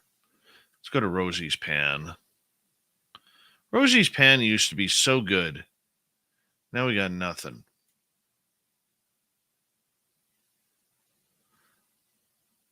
It was really cool right on that tree branch. It's not showing my mouse there. Right on that tree branch in the middle above the water in the trees, in the green trees. I was watching one day and there was some sort of large boa constrictor or python laying on top of that a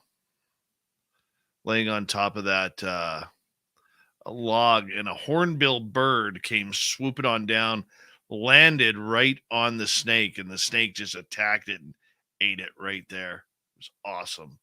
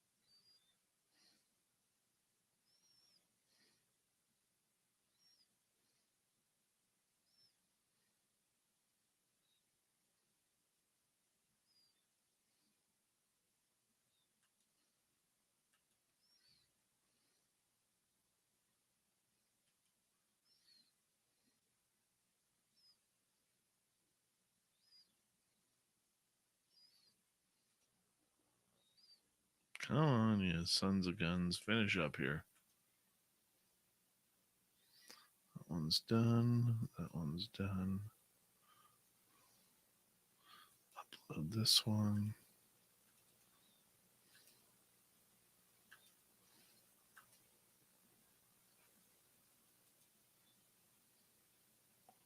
Nothing at Rosie's Pan. Disappointing. All right, let's get out of here.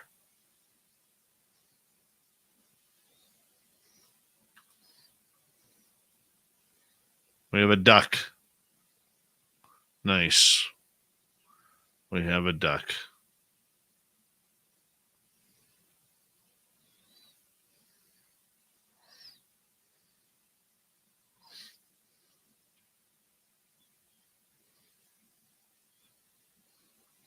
Let's go to Namibia. Oh, there's the oryx. Our friends, the oryx.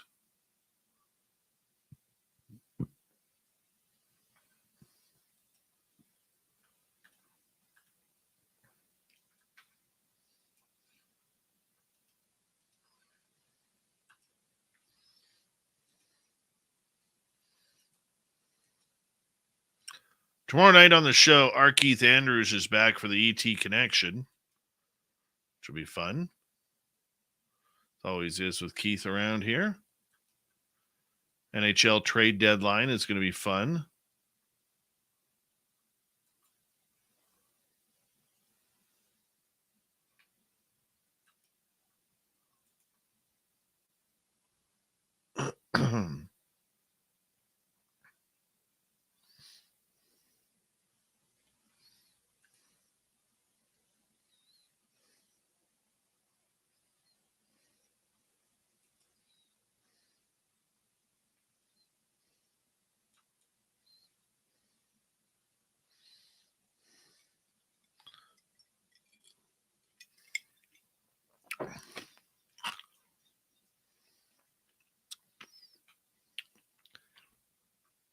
Let's see what trades I missed tonight.